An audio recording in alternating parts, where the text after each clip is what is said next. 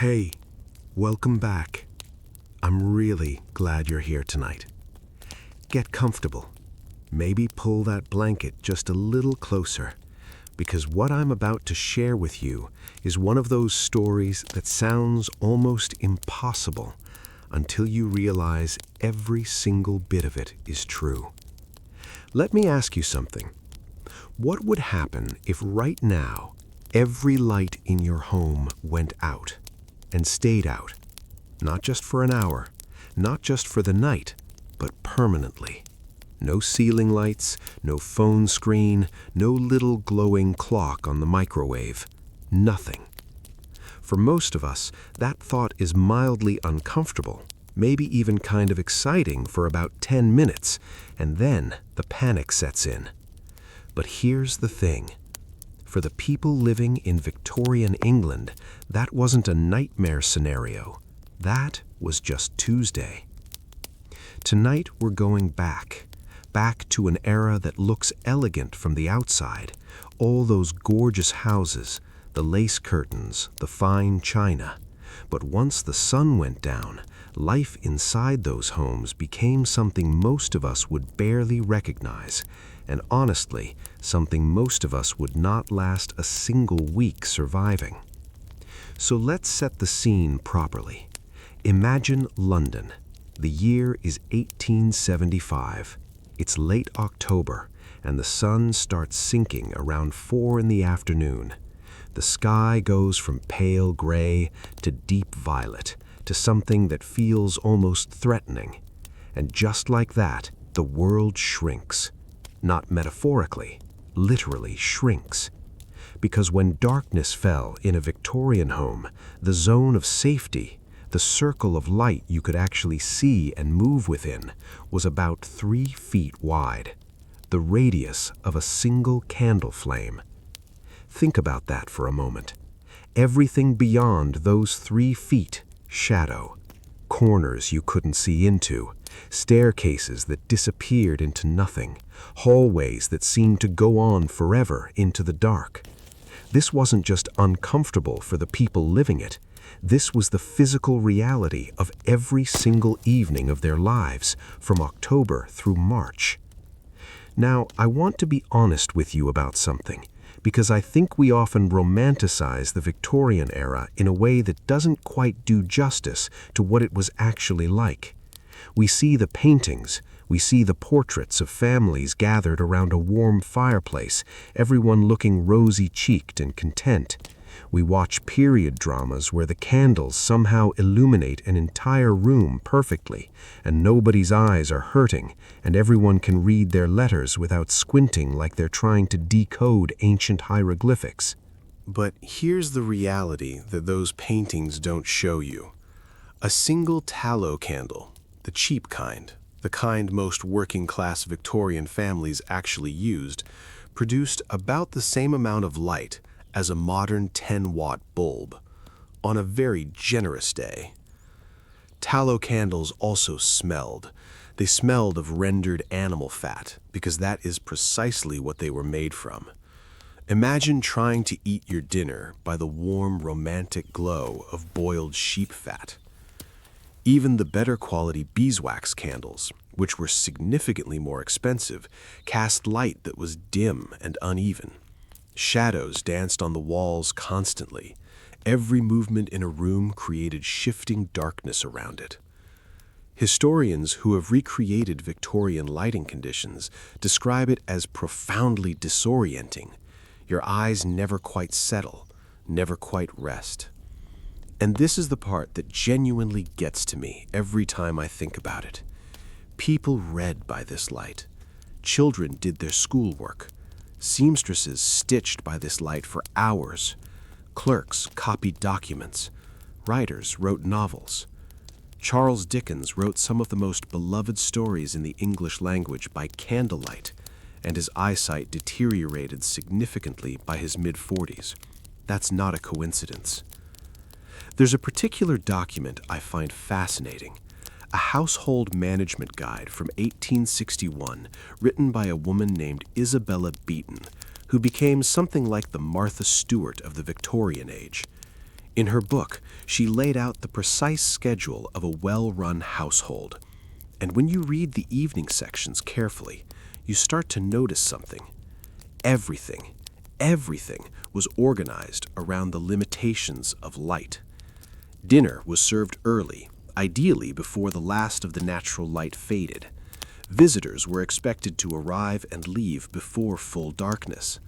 Children were put to bed not primarily because of a set bedtime, but because keeping them up meant burning more candles, and candles cost money.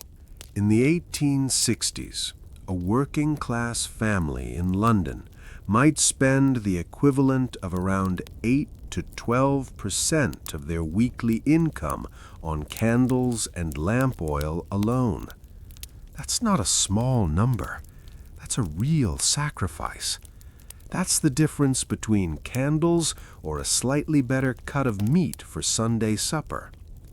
And for the very poor, for the families in the cramped tenements of East London that Charles Booth documented in his surveys of the late 1880s, darkness wasn't just inconvenient, it was total. Many families couldn't afford candles at all after the first half of the month. They went to bed when it got dark. Full stop. Now, and here's where it gets interesting, and I think genuinely underappreciated. The way people experienced time itself was different because of this. Without electric light, the human body followed something much closer to its natural rhythm. Researchers who study historical sleep patterns, including historian Roger Akirch, whose work on pre-industrial sleep changed how I think about this completely, have found extensive evidence that people in the Victorian era, and even earlier, didn't sleep the way we do. They slept in two separate segments. First sleep, they called it, would begin around sunset or shortly after. A person might sleep for 3 or 4 hours, then wake naturally around midnight. And here's the wild part. That waking wasn't considered a problem. It wasn't insomnia. It was just how nighttime worked. People would lie quietly, pray, think, sometimes get up briefly. Some couples used this time to talk. Some people wrote in their journals. Then, after an hour or so, they'd drift back into what was called second sleep until dawn. The pressure to sleep 8 continuous hours, that anxiety so many of us carry today, is actually a product of artificial lighting and the Industrial Revolution. The moment factories started demanding workers be present and alert at specific hours, and the moment gas light and eventually electric light made it possible to stay awake indefinitely, our relationship with nighttime began to fracture in ways we're still trying to understand. There's something quietly poignant about that, I think. In trying to conquer the dark, we may have lost something we didn't even know we had. But let's not get too philosophical just yet, because the more you look at how Victorian families actually navigated those long, dark evenings, the more layers you find. And some of those layers are genuinely surprising. The middle-class Victorian family, for instance, had access to oil lamps, a significant step up from candles. A good argand lamp, which used a hollow circular wick that drew air from the center to create a brighter, steadier flame, could produce light roughly equivalent to a modern 30-watt bulb. That sounds decent, until you remember that a single 30-watt bulb doesn't do much for a room with 14-foot ceilings. And these lamps had their own demands. They needed to be filled with whale oil, or later with kerosene. They needed to be trimmed, meaning the wick had to be cut and adjusted precisely every single evening, or the flame would smoke and flicker and produce more black soot than actual light. Tending the lamps was a daily job, usually falling to the servants in wealthier households and to the wife or eldest daughter in households without. The maintenance, the cost, the smell, the fire risk, all of it was a constant negotiation that we simply don't have to think about anymore. When I sit here and type in a well-lit room at 10 o'clock in the evening without a single thought about it, that effortlessness is the result of something genuinely revolutionary. It's just that the revolution happened so long ago that we've forgotten there was ever a time before it. And that right there, that forgetting, is exactly what makes the Victorian night so worth understanding. Because the moment the sun went down in a house in 1875, a whole parallel world came to life. A world shaped by shadows, governed by fire, and filled with rituals, dangers, and habits that have completely disappeared from our modern lives. The lighting was just the beginning, because behind those dimly lit windows there were people living lives of extraordinary complexity. There were dangers that crept in with the dark that had nothing to do with a boogeyman. There were technologies that promised to chase away the shadows and ended up being quietly, almost poetically deadly. And that's exactly what we're going to uncover next. Because the story of how Victorians tried to light their homes is in many ways a story about the dangerous bargains people make when they're desperate for just a little more light. So we left off with a promise.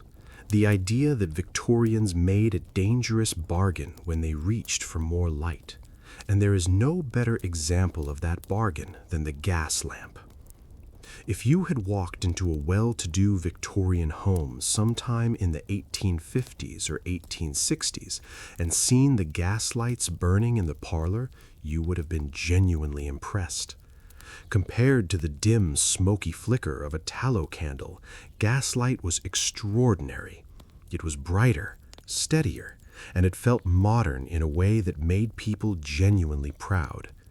Having gaslight in your home wasn't just a convenience, it was a status symbol. It meant you were keeping up with the times. It meant you were civilized. What the brochures did not mention was that it was also slowly, quietly filling your home with poison.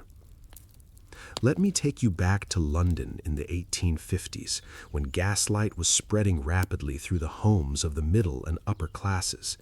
The system worked by burning coal gas, a mixture of gases produced by heating coal in large municipal gasworks piped directly into homes through a network of underground pipes.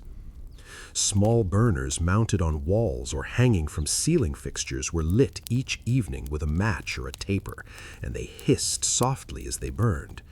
And that hissing sound, that was the first clue that something wasn't entirely right. Coal gas contains hydrogen cyanide, ammonia, carbon monoxide, and benzene, among other things. None of those words are great to hear when we're talking about something burning inside your bedroom. But in the 1850s, the chemistry wasn't fully understood, and even among those who did understand it, there was a cultural tendency to minimize the risks. Progress had a way of doing that, making people overlook the dangers because the benefits were so visible and the dangers were invisible. The carbon monoxide problem was particularly insidious. This gas is colorless, completely odorless, and in lower concentrations, it doesn't kill you immediately. Instead, it causes headaches, fatigue, a kind of foggy, heavy-headed feeling that Victorian doctors frequently diagnosed as nervous exhaustion or neurasthenia, a catch-all term they applied to almost any vague, hard-to-explain illness. Families would report that they always felt tired in the evenings, that they slept heavily but woke unrefreshed, that the children seemed listless and pale during the winter months. Physicians would recommend rest, fresh air, perhaps a tonic. Nobody connected it to the soft blue flames burning in every room of the house. Does that make you feel just a little unsettled? Because it should. These were intelligent, educated people living in the most advanced city in the world at the time, and they were being quietly poisoned in their own drawing rooms without any idea it was happening. Beyond the chemical hazards, there was another problem with gaslight that was considerably more dramatic. It burned. Not metaphorically, not occasionally. Victorian homes with gaslight caught fire with an alarming frequency, and the records from London's fire brigades in the second half of the 19th century make for genuinely sobering reading. A loose fitting, a crack in a pipe, a burner left on by accident. Any of these could fill a room with gas, and all it took was a single spark to turn an elegant Victorian parlor into something very different indeed. The fashion of the era made this catastrophically worse. Victorian women wore enormous skirts. The crinoline style, supported by a cage of steel hoops, could extend 3 or 4 feet from the body in every direction. When a woman leaned too close to a wall-mounted gas burner while reaching for something on a shelf, or moved too quickly past a fireplace, the fabric could catch with terrifying speed. Crinoline fires were so common in the 1850s and 1860s that they warranted their own category in mortality statistics. The Illustrated London News, the popular periodical of the era, ran so many stories about crinoline fire accidents that social reformers began campaigning against the fashion on purely safety grounds. A man named Archibald Sinclair, actually a man despite the name, published a pamphlet in 1858 estimating that crinolines were responsible for a significant number of female deaths by fire in British households each year. And here's what strikes me most about this. The gaslight was the aspirational choice. It was what people saved up for, what they pointed to with pride. The danger didn't stop people from wanting it. If anything, the prestige of having it seemed to outweigh the risk. That pattern of behavior, where we accept hidden costs because the visible benefits are so appealing, feels very familiar even today, doesn't it? But let me tell you about something even more unexpected, because the quality of gaslight itself had a strange effect on people that goes beyond the physical hazards. Gaslight casts a particular kind of illumination. It burns with a yellowish, slightly greenish hue, and it creates deep, dramatic shadows. Unlike modern lighting, which tends to flatten and even out a room, gaslight creates contrast, bright pockets and dark corners existing simultaneously in the same space. Interior designers and historians who have recreated authentic Victorian gaslit environments consistently describe the effect as genuinely disorienting at first. Your eyes work much harder in gaslight than in electric light. The constant minor adjustments your pupils make, tracking movement and shifting between brightness and shadow, are actually measurable in studies of historical lighting conditions. What this meant, practically, is that Victorian evenings at home were physically tiring in a way we simply don't experience anymore. Reading by gaslight was demanding on the eyes in a different way than reading by candlelight.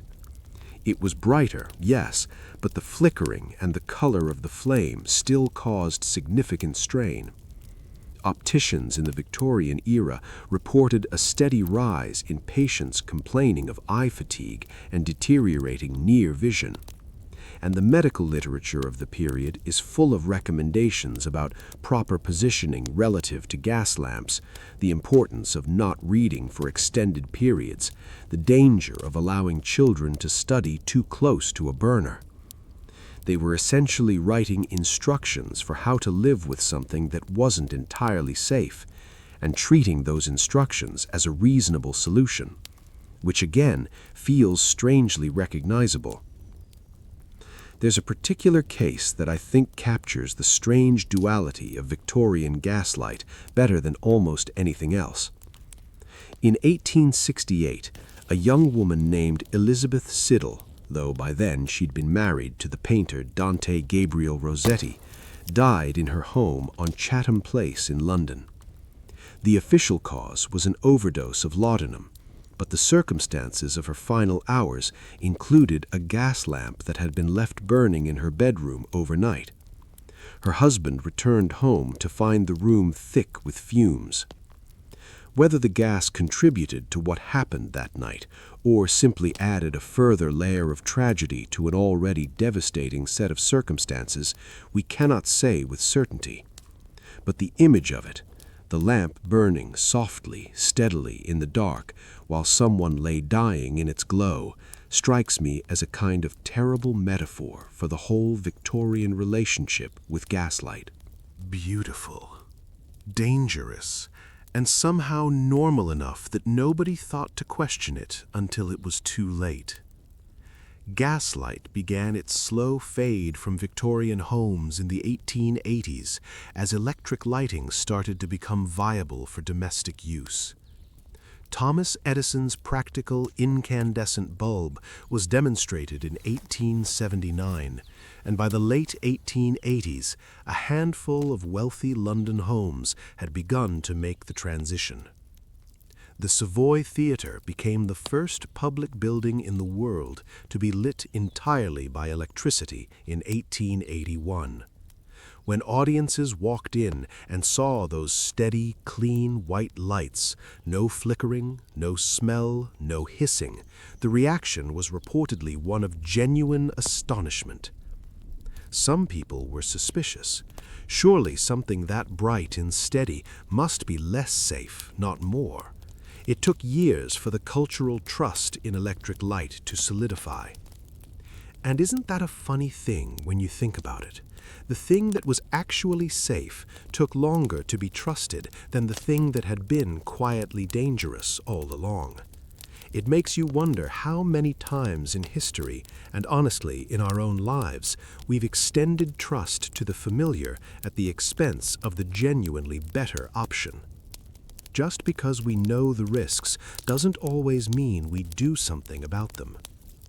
The gas lamp, though, was only a piece of the puzzle, because while the parlors and drawing rooms were navigating the hazards of open flame, something else entirely was happening on the other side of the house. Below the grand staircases, behind the green baize doors, in the parts of these homes that most guests never saw. There's a door in almost every grand Victorian home that most visitors never noticed, or if they did, they were quietly expected to pretend they hadn't. It was usually covered in green baize fabric, that distinctive dark felt material, and it separated the front of the house. Beautiful, dangerous, and somehow normal enough that nobody thought to question it until it was too late.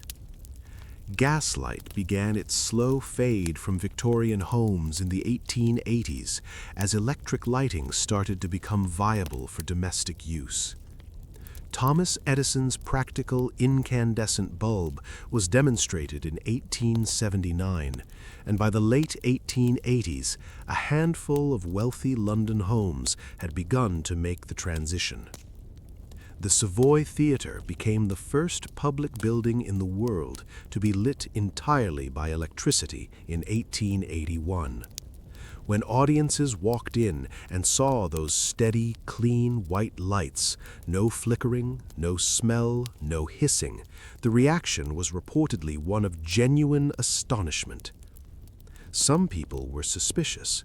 Surely something that bright and steady must be less safe, not more.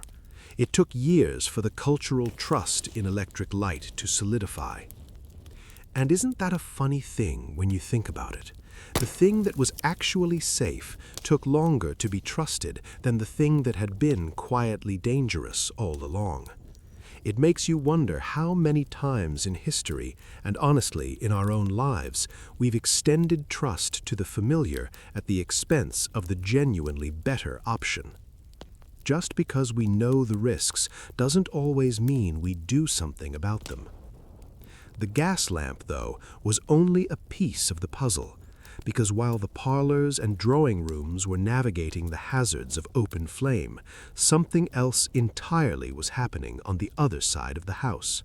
Below the grand staircases, behind the green baize doors, in the parts of these homes that most guests never saw. There's a door in almost every grand Victorian home that most visitors never noticed, or if they did, they were quietly expected to pretend they hadn't. It was usually covered in green baize fabric, that distinctive dark felt material, and it separated the front of the house from the back, the family's world from the servants' world, the polished mahogany and oil paintings from the stone floors and the coal dust. Cross that threshold, and you stepped into a completely different England, one that kept the whole elegant operation running and asked almost nothing in return except your labor, your silence, and most of your waking hours. After dark, that hidden world came fully alive. To understand what evenings below stairs were actually like, you have to first understand the sheer scale of domestic service in Victorian England. By 1891, the national census recorded over 1.3 million people employed as domestic servants in England and Wales alone. That made domestic service the single largest employment category in the country, larger than coal mining, larger than the textile industry, larger than farming. 1 in 3 working women in Victorian England was a domestic servant. Let that number sit for a moment. 1 in 3. These were not people living on the margins of Victorian society. They were the invisible infrastructure of it. And nowhere was their invisibility more complete or more deliberate than in the evening hours when the family retired and the real work of keeping a Victorian household functioning. The hierarchy below stairs was rigid in a way that almost defies modern imagination. At the top sat the butler, who managed the mail staff and the wine cellar and the front door, and who carried himself with a gravity that often rivaled the master of the house. Below him, the housekeeper, almost always a woman of middle age, addressed formally as Mrs., regardless of whether she had ever been married, because the title was simply a mark of her authority. Then the cook, who ruled the kitchen like a small sovereign state and answered to almost no one. And cascading downward from there, the lady's maid, the footman, the housemaids, the kitchen maids, the scullery maid at the very bottom, who was often a girl of 13 or 14, working from before dawn until 10 or 11 at night for wages that wouldn't cover a week's groceries by today's standards. Each of these people had an evening routine, and those routines were every bit as structured and as exhausting as the daytime ones. While the family moved to the drawing room for after-dinner conversation, the housemaids moved through the dining room like a quiet tide, clearing, resetting, polishing. Then upstairs to turn down the beds, warm the sheets with the long-handled bed warmer filled with hot coals, set out the nightclothes, fill the wash basins, check the chamber pots. Every bedroom in the house prepared before the family retired.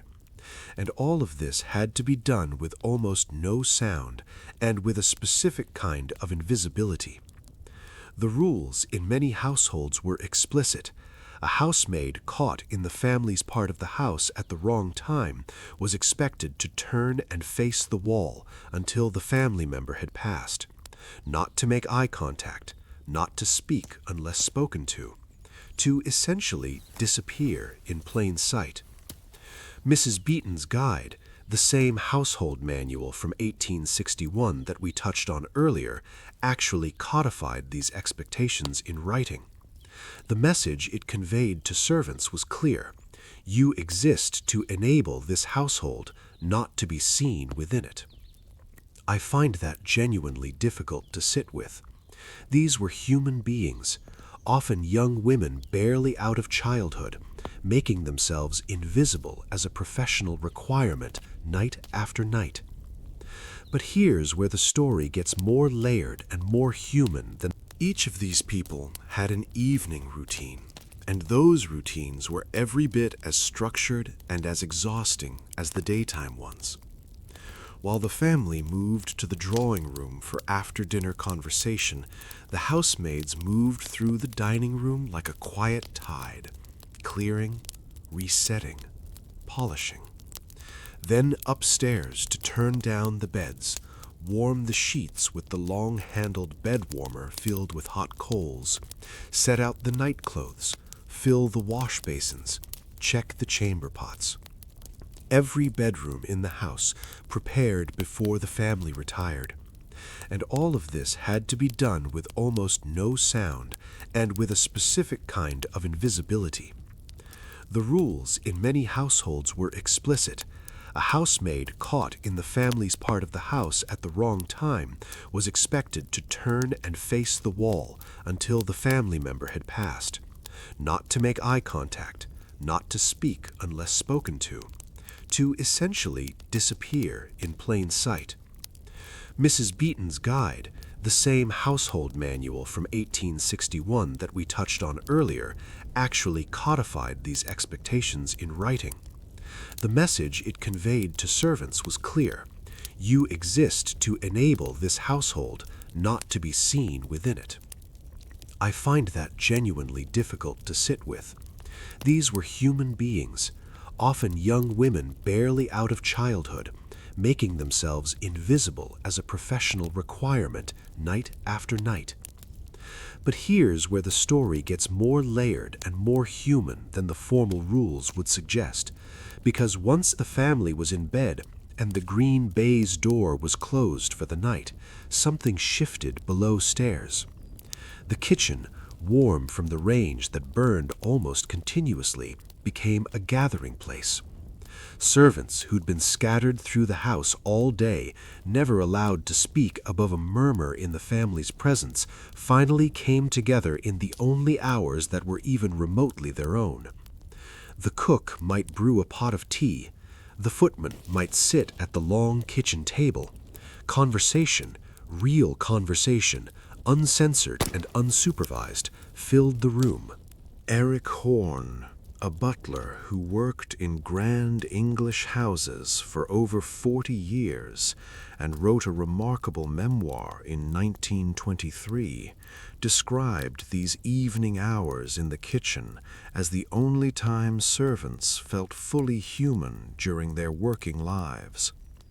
He wrote about the laughter, the gossip, the card games, the occasional bottle of something that had been quietly appropriated from the cellar. The kitchen at night was a world unto itself, warmer, louder, and infinitely more alive than the hushed formality of the rooms above. And of course, within that world, romances developed, friendships formed that lasted lifetimes, rivalries simmered, hierarchies that were invisible to the family above were enforced with considerable intensity below. The footman and the kitchen maid who were discovered in a compromising situation, the housekeeper who kept a ledger of every minor infraction to deploy at the next hiring reference, the cook who had worked for the same family for 23 years and considered the kitchen more her domain than anyone else's in the house. It was, in the most complete sense, a parallel society operating within the walls of a single building. The physical conditions of this parallel society deserve attention too, because they stand in contrast to the comfort being maintained upstairs. Servants' bedrooms, typically in the attic or the basement, were almost universally unheated. The family's rooms had fireplaces maintained by the servants. The servants' own rooms did not. In winter, temperatures in London attic rooms could drop to near freezing on cold nights, and the housemaids, who had spent the evening warming other people's sheets with bed warmers, climbed into their own cold beds with no such comfort waiting for them. A survey of servants' conditions conducted in the 1890s found that the average housemaid in a middle-class London household slept in a room measuring approximately 8 feet by 10 feet, often shared with 1 or 2 other women, with a single small window, no heating, and furnishings that consisted of an iron bedstead, a washstand, and, if she was fortunate, a small chest for her belongings. The contrast with the rooms she spent her evenings preparing, the deep mattresses, the warmed linen, the fires banked just so, was not lost on the servants themselves. Eric Horn, in his memoir, noted it with a dry understatement that I think speaks volumes. He wrote that a good servant learned early not to compare her situation with those she served, because the comparison did not improve either the situation or the mood. That kind of quiet endurance, the discipline of not looking sideways at what you don't have, is something I find both deeply moving and a little heartbreaking. These were people who made Victorian domestic life possible, who made it look effortless and beautiful from the outside, and who went to bed in the cold dark at the end of it. And then they were up again at 5:30 in the morning. The scullery maid first to light the kitchen range, then the housemaids moving through the house in the gray pre-dawn, laying the fires in the family rooms so that everything would be warm before anyone of consequence was awake to notice the effort it had taken. The whole machine restarting in the dark, invisibly, so that when the family descended at 8 to a warm house and a laid breakfast, it simply seemed like the natural state of things. That invisibility, that seamless, effortful, unacknowledged performance is one of the things that makes the servants' world so compelling to think about. They were the secret engine of Victorian domesticity, and the secret was kept so well that most of the families they served gave it very little thought at all. Which brings me to something that I think connects all of this to the broader story of the Victorian night in a way that's worth sitting with. The darkness that fell over a Victorian home every evening wasn't experienced equally by everyone inside it. For the family, nightfall meant retreat, comfort, the rituals of rest. For the servants, it meant a second shift, a different kind of darkness, colder, more physical, and lit only by the fires they had built for someone else. And speaking of darkness, the kind that crept into the bedrooms of Victorian homes, that's exactly where our story is heading next. Because the Victorian bedroom itself was a place of genuine documented danger. The things that lived in those mattresses crawled along those skirting boards and drifted through that unventilated air were not the stuff of ghost stories. They were something considerably more real and considerably more unpleasant. Right then. We've made it through the parlor, past the green baize door, and now it's time to go somewhere even more personal. The bedroom. And I want you to pause for just a second before we step inside, because I think most of us carry a particular image of a Victorian bedroom in our heads. Heavy curtains in deep burgundy or forest green, a carved wooden bed frame with a thick mattress piled high with linen, maybe a dressing table with a mirror, a washstand with a porcelain basin, a fire glowing softly in the grate. It looks, in our imagination, like the most comfortable place in the world. Here is what that image leaves out: the smell, the cold that crept in from the walls no matter how well the fire was laid, the things living inside that gorgeous mattress that you absolutely did not want to think about in the dark, and the very real, very documented fear shared by physicians, clergymen, and ordinary families alike that going to sleep might, under the wrong circumstances, be something you didn't come back from. The Victorian bedroom wasn't a sanctuary. It was, in the most honest sense of the word, a battleground. Let's start with the cold, because it shaped everything else about how Victorians slept, and it's the detail that tends to genuinely shock people when they first encounter it. Central heating, as we understand it today, did not exist in Victorian domestic life. A few experimental steam heating systems appeared in very grand houses toward the end of the century, but for the overwhelming majority of Victorian families, including quite prosperous ones, the only source of heat in a bedroom was a fireplace. And fireplaces, as any historian of domestic life will tell you, are spectacular at heating the 6 feet of space directly in front of them, and essentially useless for everything else. The corners of a Victorian bedroom in January could be genuinely, measurably freezing. A well-documented study of thermal conditions in period buildings found that in unheated corners of rooms with a single open fireplace, temperatures on cold nights could drop to between 34 and 38 degrees Fahrenheit, just above freezing. The water in the wash basin on your dressing table would develop a thin skin of ice by morning. People who lived through Victorian winters in ordinary homes described breaking the ice in their wash basins as a mundane morning ritual, the way we might describe making coffee. Getting undressed in that environment required a particular kind of determination that I honestly think we've completely lost. Victorian nightwear was not the flimsy cotton of modern pajamas.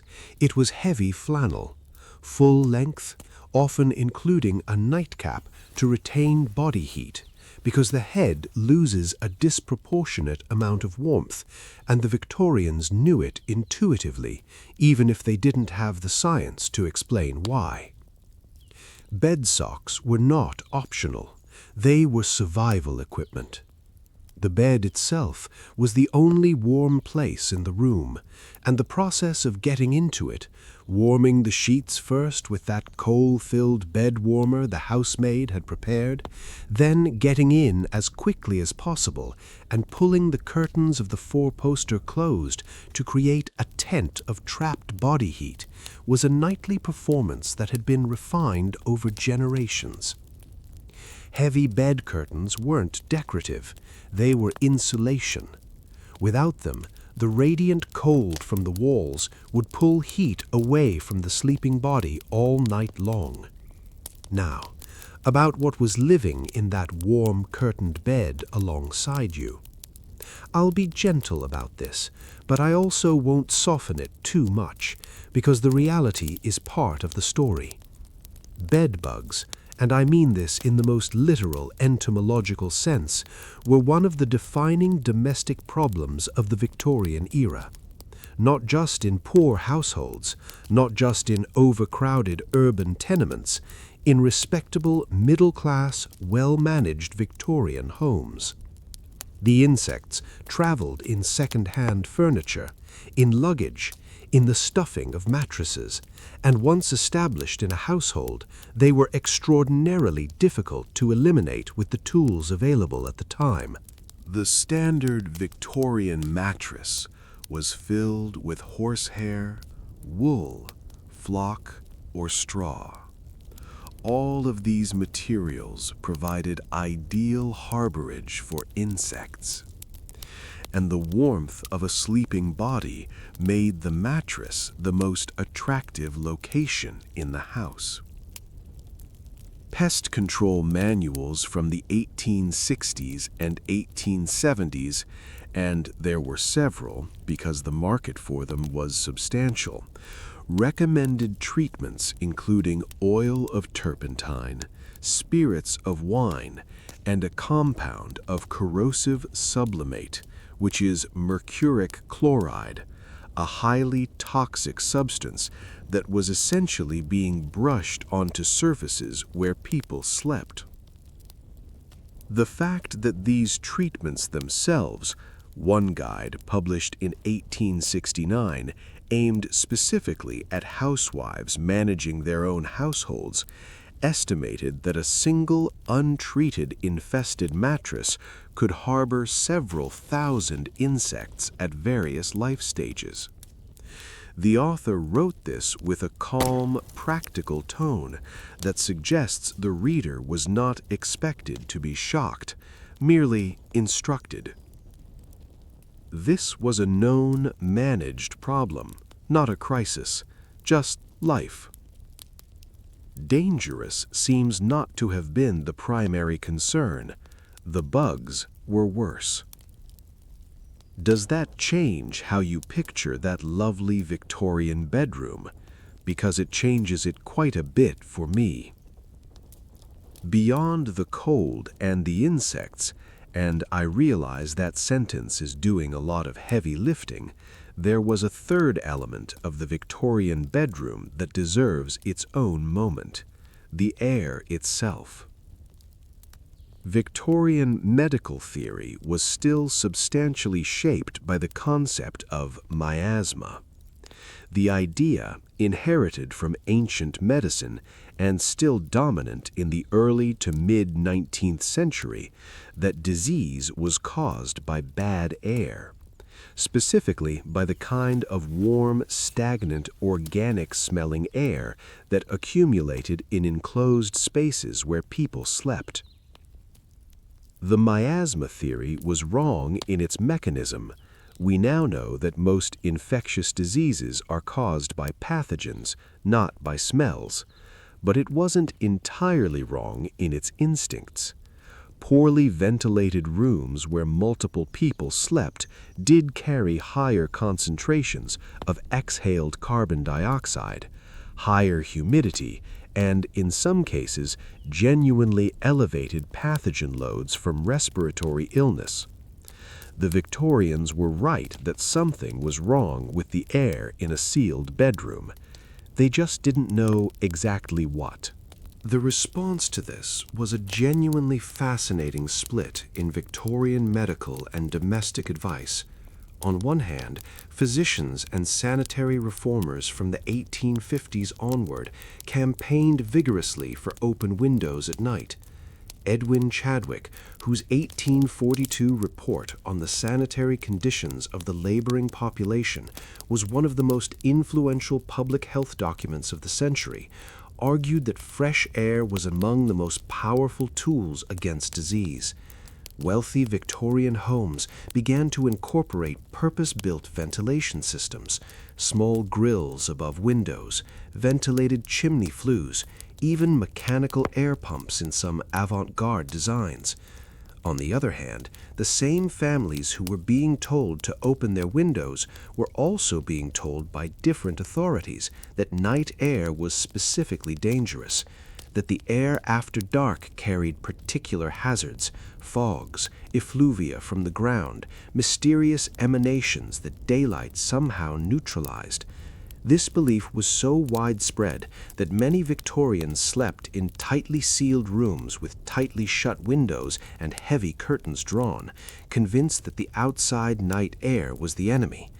The result, in practice, was often a room that was simultaneously freezing cold and stubbornly unventilated, sealed against the dangerous outdoors, but offering its occupants a choice between fresh cold air and stale warm air, with no obvious good option.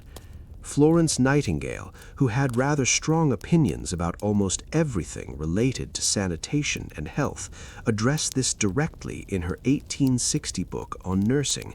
She was withering about the common Victorian habit of sealing bedrooms at night, writing that the only air worth breathing was air that had been in contact with vegetation, and that a tightly closed bedroom was among the most reliable ways to make a sick person sicker. Given that Nightingale had spent years nursing soldiers in conditions far worse than any Victorian bedroom, her frustration with middle-class squeamishness about open windows feels entirely earned.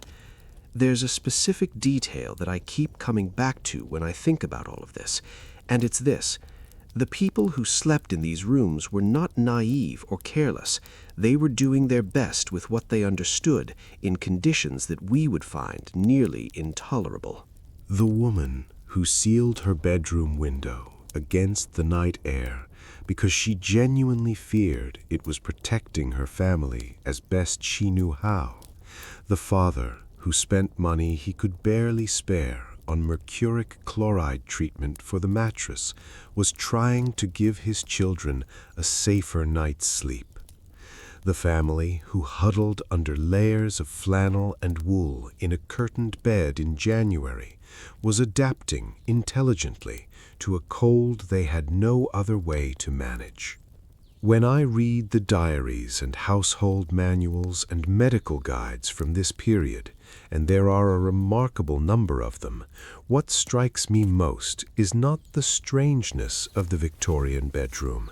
It's the familiarity of the underlying effort, the attempt to make the night safe, the negotiation between what you know and what you fear and what you can actually afford to do about it. That effort, in some form or another, is as human as anything we do. And it connects quite naturally to what came next in the Victorian evening routine, because once the bedroom was as prepared as it could be, once the fire was laid and the bed was warmed, and the windows were either open or firmly shut, depending on whose advice you were following that particular week, there was still one more thing that had to happen before a Victorian family could sleep. The rituals, the prayers, the small ceremonies and habits, and occasionally the substances they consumed to make sure that sleep actually came. Some of those rituals were touching, some were genuinely dangerous, and at least one of them was something that if it happened today would result in a very serious conversation with a doctor. Picture this for a moment. It's 9 o'clock on a winter evening in 1872. The fire in the bedroom has been burning for an hour, and the room is finally approaching something resembling warm. The housemaid has turned down the bed and slipped away without a sound. The candle on the nightstand is casting that familiar, unsteady light across the walls. And now, before anyone in this household lies down to sleep, there is a whole sequence of things that must happen first, not because they feel like it, not because it's a pleasant routine they've chosen for themselves, but because these rituals, some of them ancient, some of them very new, some of them frankly alarming by any modern standard, are woven so deeply into the fabric of Victorian domestic life that skipping them would feel not just strange, but genuinely dangerous.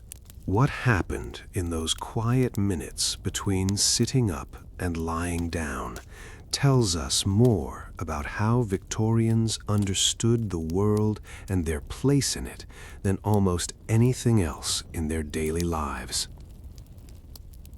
Let's begin with prayer, because it was the ritual that cut across every class, every income level, every type of Victorian household. And it meant something different in each of them. Family prayers in the Victorian home were not a casual, optional affair. For most of the 19th century, they were a daily obligation, held in the morning, yes, but also in many households, repeated in the evening before bed. The entire household would gather, father, mother, children, and, in households that could afford it, the servants as well, filing in from below stairs in their uniforms, standing at the back of the room or kneeling on the drawing room floor while the head of the house read from Scripture. The practice was so embedded in Victorian middle-class life that household management guides devoted entire chapters to it: the timing, the appropriate passages, the correct posture. Isabella Beeton, whose 1861 guide shaped so many Victorian domestic routines, described the evening gathering of the household for prayers as a foundational pillar of a well-ordered home, not just spiritually, but morally and socially. The idea was that a household that prayed together acknowledged a shared set of obligations, a shared vulnerability before something larger than any of them. What I find genuinely moving about this when I sit with it is the underlying honesty of it. The Victorians went to bed every night knowing things that we've managed in our modern comfort to mostly forget. They knew that illness came quickly and without warning. They knew that children died at rates we can barely comprehend today, with roughly 1 in 5 children in Victorian England not surviving to their 5th birthday. They knew that the night held real dangers. Prayer, in that context, wasn't superstition. It was a completely rational response to genuine uncertainty. The act of committing yourself and the people you loved into the care of something beyond your own control before closing your eyes in the dark, that makes a different kind of sense when you understand what the dark actually contained. But prayer was only the beginning, because alongside the spiritual rituals ran a parallel set of practices that were considerably more chemical in nature. Here is where the story takes a turn that I think will genuinely stop you in your tracks. If you were a Victorian parent in the 1860s or 1870s and your child was struggling to settle for the night, crying, restless, refusing to sleep, there was a product you could buy at any pharmacy, advertised openly in newspapers and women's magazines, with cheerful illustrations of sleeping infants on the packaging that promised to solve your problem quickly and reliably. It was called a soothing syrup, and the most famous, Mrs. Winslow's soothing syrup, which was marketed specifically for teething infants and children who would not sleep, contained a carefully measured dose of morphine sulfate, approximately 65 milligrams per fluid ounce, along with a significant quantity of alcohol. To be absolutely clear about what that means, Victorian parents were giving their babies morphine to make them sleep. And they were doing it not furtively, not guiltily, not in secret, but following the directions on the label, after reading the advertisements in the newspaper, after asking the pharmacist who recommended it by name.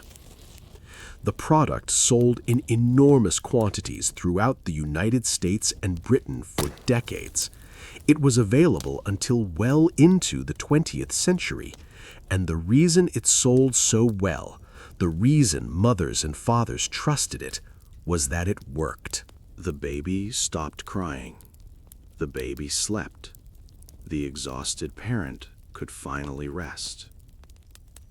The fact that morphine administered repeatedly to an infant caused dependency, caused respiratory suppression, and in cases of accidental overdose caused death, these consequences were either not understood, not publicized, or not considered sufficiently important to outweigh the product's obvious usefulness. When I read the advertisements for Mrs. Winslow's soothing syrup, and they're genuinely easy to find in archived Victorian newspapers, what strikes me is the language. Warm, reassuring, almost affectionate. Give your little one rest, trusted by mothers everywhere. The gap between that language and what the product actually contained is one of those historical moments where you have to sit quietly for a moment before you can continue. Mrs. Winslow's was the most famous, but it was far from alone. Godfrey's cordial, another widely used children's preparation, contained laudanum, which is opium dissolved in alcohol, and was sold specifically for infants.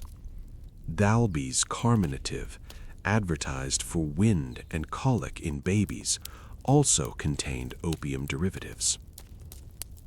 A parliamentary inquiry in the 1870s estimated that in certain English industrial towns, where mothers worked long factory shifts and needed their children managed overnight, the use of opium-based infant preparations was so widespread that it was simply considered a normal part of childcare.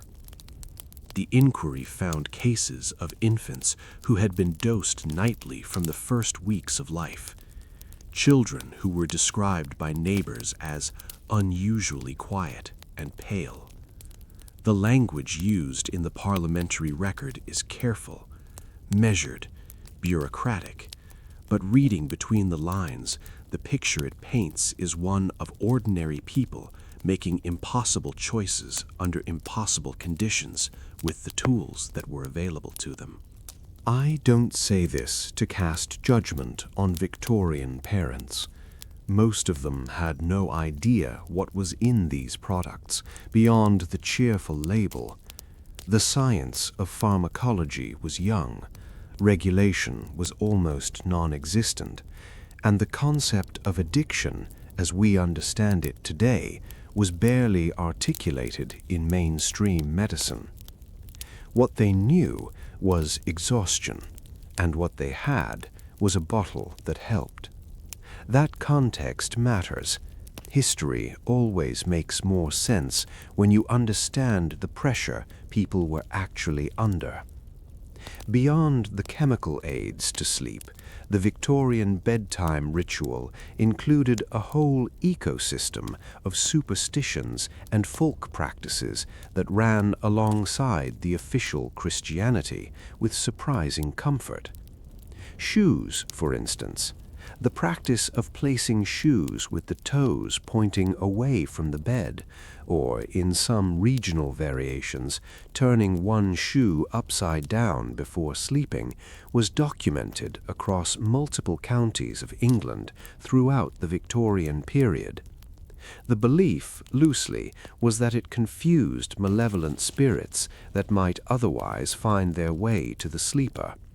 The logic isn't entirely clear, but the practice was consistent enough across different communities that folklorists of the period noted it repeatedly.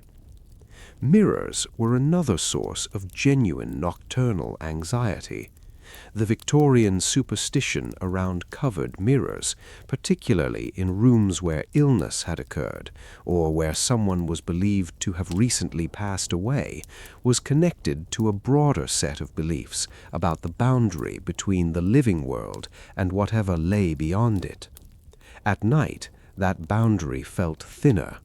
Mirrors, which seemed to show a world adjacent to but separate from the real one, were regarded with specific unease after dark. John Brand, whose collection of popular antiquities went through multiple Victorian editions and documented folk customs across England, recorded dozens of bedtime superstitions that were actively practiced in Victorian households. These weren't just the habits of the rural poor or the uneducated. They were practiced in city houses, in the homes of tradespeople and minor professionals, quietly, alongside the evening Bible reading and the family prayers, as if two entirely different systems of belief could occupy the same bedroom without contradiction. And honestly, I think they could. I think most of us, if we're being truthful about our 2 in the morning moments, understand that logic and fear don't always operate in the same room at the same time. The Victorian who knelt for prayers and then turned her shoes around before getting into bed wasn't irrational. She was covering all available ground, which is a very human thing to do when the candle is the only light in the room and the night is long. There was one more element of the Victorian bedtime ritual that I want to linger on, because it speaks to something that has almost entirely disappeared from our modern nights: the act of writing. Diary keeping in the Victorian era was practiced at a rate that modern researchers find almost startling. Not just by the famous, not just by the literary or the politically significant, but by ordinary Victorian men and women who sat at their writing desks in the last hour before bed and recorded the day's events in leather-bound journals. The practice was actively encouraged by conduct books, by religious advisors, by the broader cultural sense that a life examined was a life better lived. What these diaries contain, collectively, is a record of how the Victorian night felt from the inside, the fears articulated in careful copper-plate handwriting, the small rituals described matter-of-factly, the prayers recorded, sometimes verbatim, the worry about a child's cough that appeared in entry after entry until it either resolved or didn't.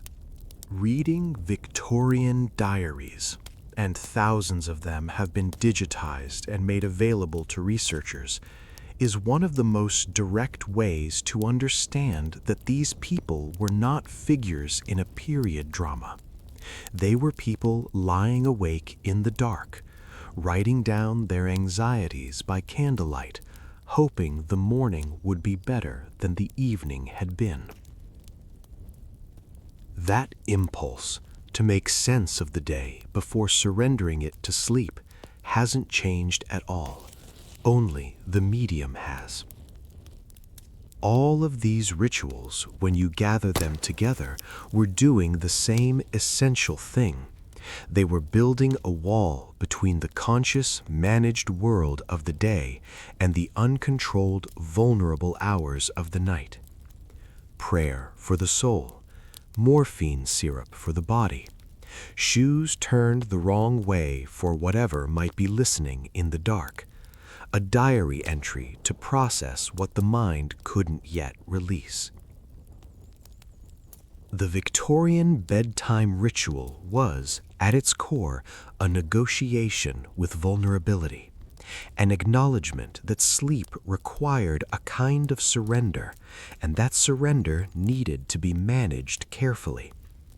And what waited on the other side of that surrender was sometimes a great deal darker than a bad dream, because Victorian medicine had its own relationship with the night, its own tools, its own remedies, its own ideas about what happened to the human body in the hours of darkness. And some of those ideas and some of those treatments were so far removed from anything resembling modern care that they deserved their own conversation entirely. What I'm about to tell you requires a small amount of trust, because when you first hear some of this, your instinct is going to be that I've gotten something wrong, that surely no qualified medical professional in any era would have recommended this, that someone must have raised an objection, that common sense alone would have intervened. But common sense, it turns out, is deeply shaped by the knowledge available to it.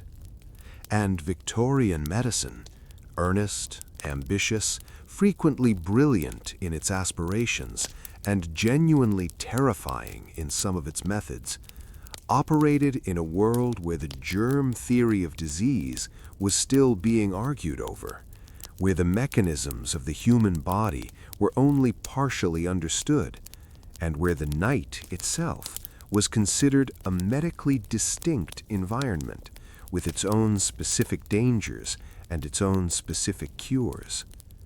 What Victorian doctors did to their patients after dark is one of the strangest chapters in the history of medicine. And it begins, of all places, with the humble act of bleeding someone while they slept. Bloodletting, the practice of deliberately opening a vein to remove what physicians believed was excess or corrupted blood, was not, as many people assume, a medieval relic that had faded by the Victorian era. It was still being practiced in the early decades of the 19th century with genuine professional confidence, and its evening and nighttime applications were considered particularly important. The logic, such as it was, went like this. The body was believed to be more receptive to treatment during sleep, when it was at rest and not expending energy on the activities of the day.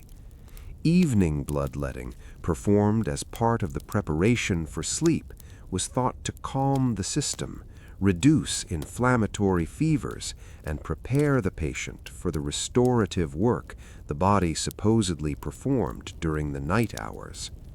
Physicians who practiced it spoke about it with the same measured authority that a modern doctor might use to discuss adjusting a medication dosage. Benjamin Rush, the American physician who was one of the most influential medical voices of the late 18th and early 19th centuries, a man whose work shaped generations of Victorian-era practitioners on both sides of the Atlantic, was a passionate advocate for aggressive bloodletting. He reportedly removed up to 4/5 of a patient's blood volume during particularly severe illness, operating on the theory that almost any condition could be improved by removing enough of the corrupted fluid.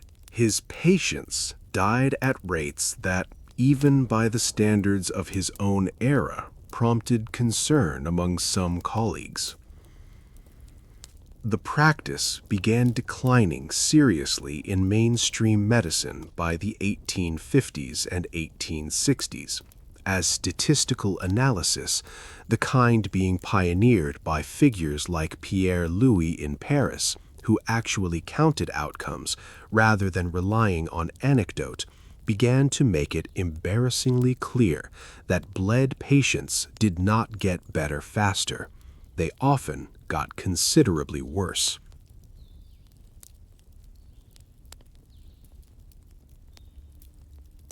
But here's the uncomfortable detail that tends to get lost when we tell this story as a simple tale of progress replacing ignorance.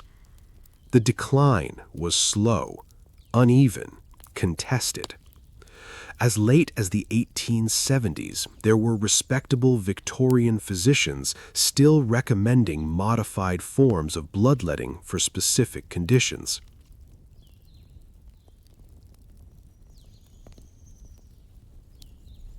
The transition from a world where bleeding was medicine to a world where it was obviously harmful took longer than we like to think. And in that gap, real people were being treated with real harm, in good faith, by people who genuinely believed they were helping.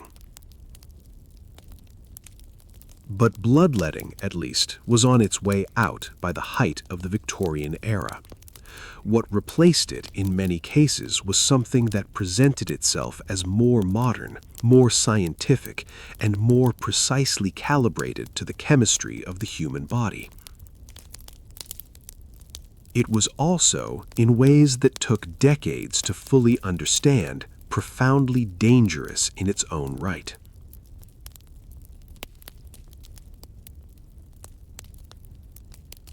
Chloral hydrate was synthesized in 1832, but it entered widespread medical use as a sedative in the 1860s.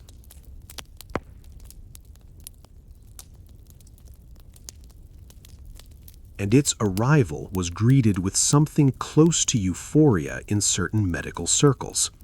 Here, finally, was a substance that could reliably produce sleep.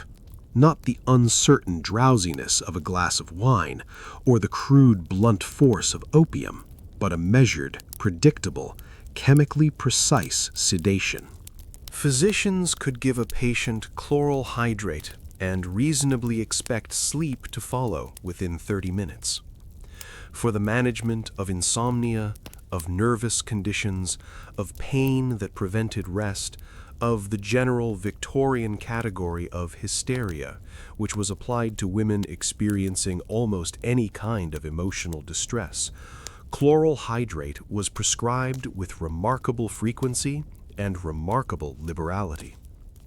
A physician writing in The Lancet medical journal in 1869 described it as among the most valuable additions to the pharmacopoeia in decades. Patients who had struggled for years with sleepless nights were finally getting rest. What the enthusiasm of the 1860s didn't fully account for was that chloral hydrate was also highly addictive. That the effective dose and the harmful dose, physicians could give a patient chloral hydrate and reasonably expect sleep to follow within 30 minutes. For the management of insomnia, of nervous conditions, of pain that prevented rest, of the general Victorian category of hysteria, which was applied to women experiencing almost any kind of emotional distress, chloral hydrate was prescribed with remarkable frequency and remarkable liberality. A physician writing in The Lancet medical journal in 1869 described it as among the most valuable additions to the pharmacopoeia in decades. Patients who had struggled for years with sleepless nights were finally getting rest. What the enthusiasm of the 1860s didn't fully account for was that chloral hydrate was also highly addictive. That the effective dose and the harmful dose were uncomfortably close together, and that patients who took it regularly quickly developed a tolerance that required progressively larger amounts to achieve the same effect. The writer Wilkie Collins, who was one of the most popular novelists of the Victorian era, best known today for works like The Woman in White and The Moonstone, became dependent on laudanum and later on chloral hydrate to manage the pain of what was likely severe gout. He described his experience with chloral in letters to friends in terms that read, with modern eyes, unmistakably as the language of dependency. He knew what was happening to him. He continued regardless, because the alternative, the nights without sleep, the pain without management, was something he couldn't face. Collins died in 1889. His doctor, in the final years of his life, was reportedly concerned about the quantities he was consuming, but felt unable to withdraw the treatment entirely without causing acute suffering. That bind, the choice between two types of harm, is something Victorian physicians encountered constantly, and it's something that humanizes them considerably, even when their solutions look alarming in retrospect. Now, I want to talk about something that doesn't get discussed nearly enough in histories of Victorian medicine, partly because it sounds almost too strange to be true, and partly because it requires us to confront a particular kind of Victorian medical thinking that is deeply uncomfortable by modern standards. The treatment of women's nighttime nervous conditions in the Victorian era is a chapter of medical history that has been extensively documented by feminist historians. And what it reveals is a system that had, in some cases, effectively medicalized the ordinary emotional responses of women under considerable social pressure. The diagnosis of hysteria, derived from the Greek word for uterus, which tells you something about how the condition was conceptualized, was applied to a genuinely bewildering range of symptoms: anxiety, sadness, irritability, insomnia, the inability to cope with domestic demands, emotional outbursts. In the language of Victorian medicine, all of these were understood as manifestations of a specifically female pathology rooted in the reproductive system, and they were treated accordingly. The nighttime dimension of this is particularly significant. Women who reported difficulty sleeping, who lay awake with racing thoughts or unspecified dread, who woke repeatedly during the night in states of anxiety, were in many cases prescribed bromide salts, potassium bromide or sodium bromide, as a nightly sedative. Bromide preparations were widely used from the 1850s onward, and, like chloral hydrate, they worked. They did produce sedation. They also, with prolonged use, caused a collection of symptoms known as bromism, including cognitive impairment, skin conditions, depression, and, in severe cases, psychosis. The women who took bromides every night for years on their doctor's advice, who became slower and duller and less themselves over time, who were then described in medical notes as showing the characteristic mental deterioration associated with their hysterical constitution. These women were, in a very real sense, experiencing the effects of their treatment rather than their original condition, and the treatment was causing the deterioration that was then used to justify continued treatment. I find this genuinely difficult to read about without feeling something. Not just intellectually. It lands somewhere more personal than that. Because these were not women who were poorly cared for. They were women whose doctors took their complaints seriously, investigated them thoroughly, and prescribed medication consistently. The failure was not of attention or of intention. It was a framework, a system of understanding that was wrong in its foundations and couldn't see its own errors because the errors were built into its vocabulary. There's a counterpoint worth raising here, because the Victorian medical relationship with the night also produced some remarkable insights that were genuinely ahead of their time. James Young Simpson, the Scottish physician who pioneered the use of chloroform as an anesthetic in surgery in the 1840s, was motivated in part by the suffering he witnessed in nighttime medical procedures. Operations performed without effective pain relief on patients who were fully conscious. His work, which was controversial precisely because some opponents argued that pain was a natural and perhaps morally necessary part of the healing process, ultimately transformed surgery into something survivable for the patient in a way it simply hadn't been before. The connection to night is this: Simpson's innovation changed what evening surgery meant. Before anesthesia, surgical procedures performed after dark in emergency situations, in difficult births, in the management of severe injuries, were done on patients who were, for the duration, simply elsewhere. The moral weight of that shift from a patient's perspective is almost impossible to overstate. Simpson himself was, by all accounts, a man of enormous warmth and considerable humor.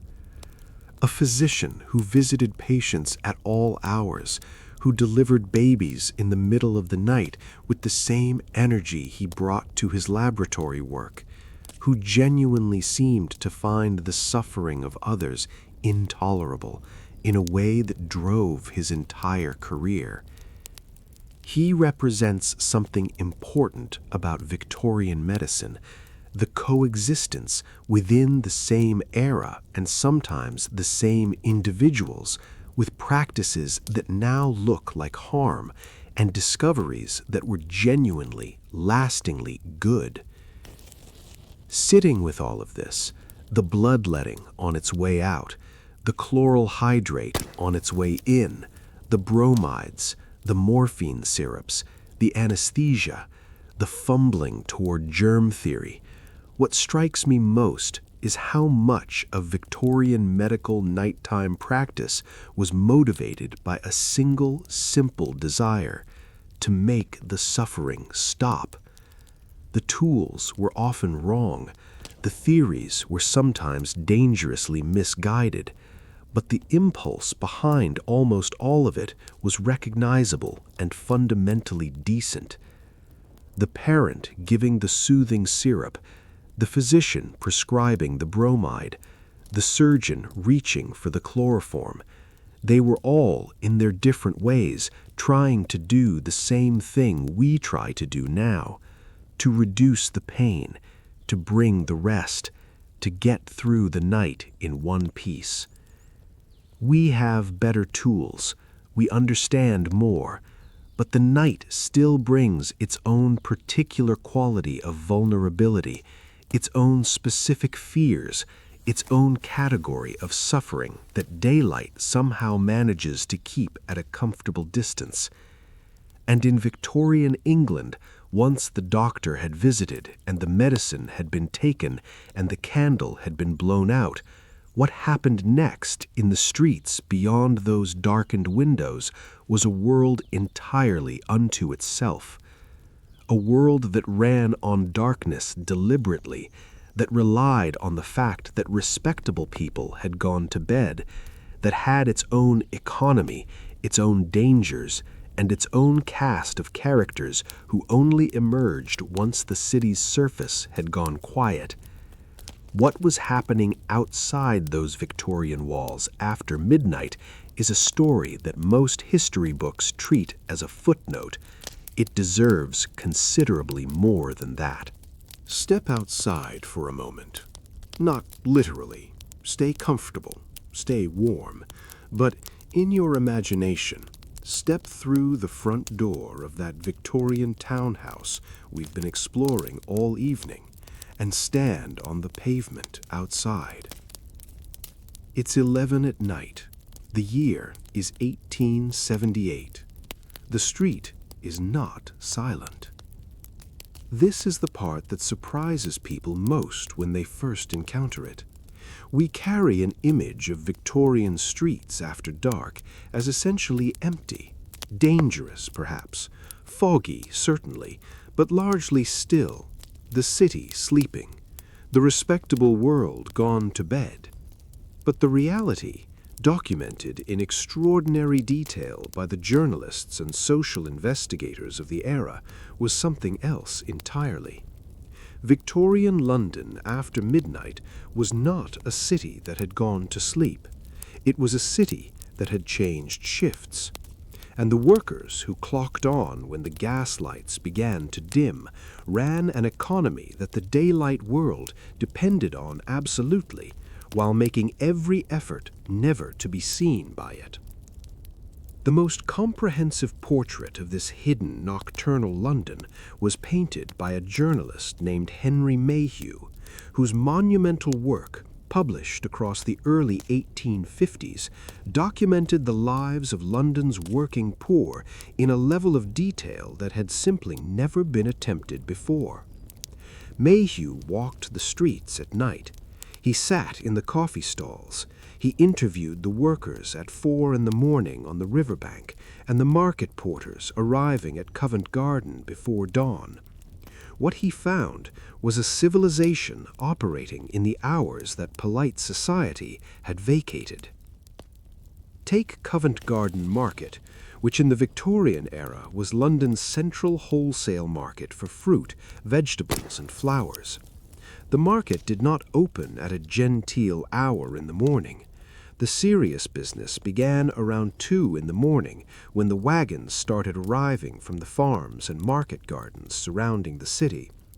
The horses' hooves, loud on the cobblestones in a way that would have been impossible to miss if the residential streets nearby hadn't been so thoroughly asleep.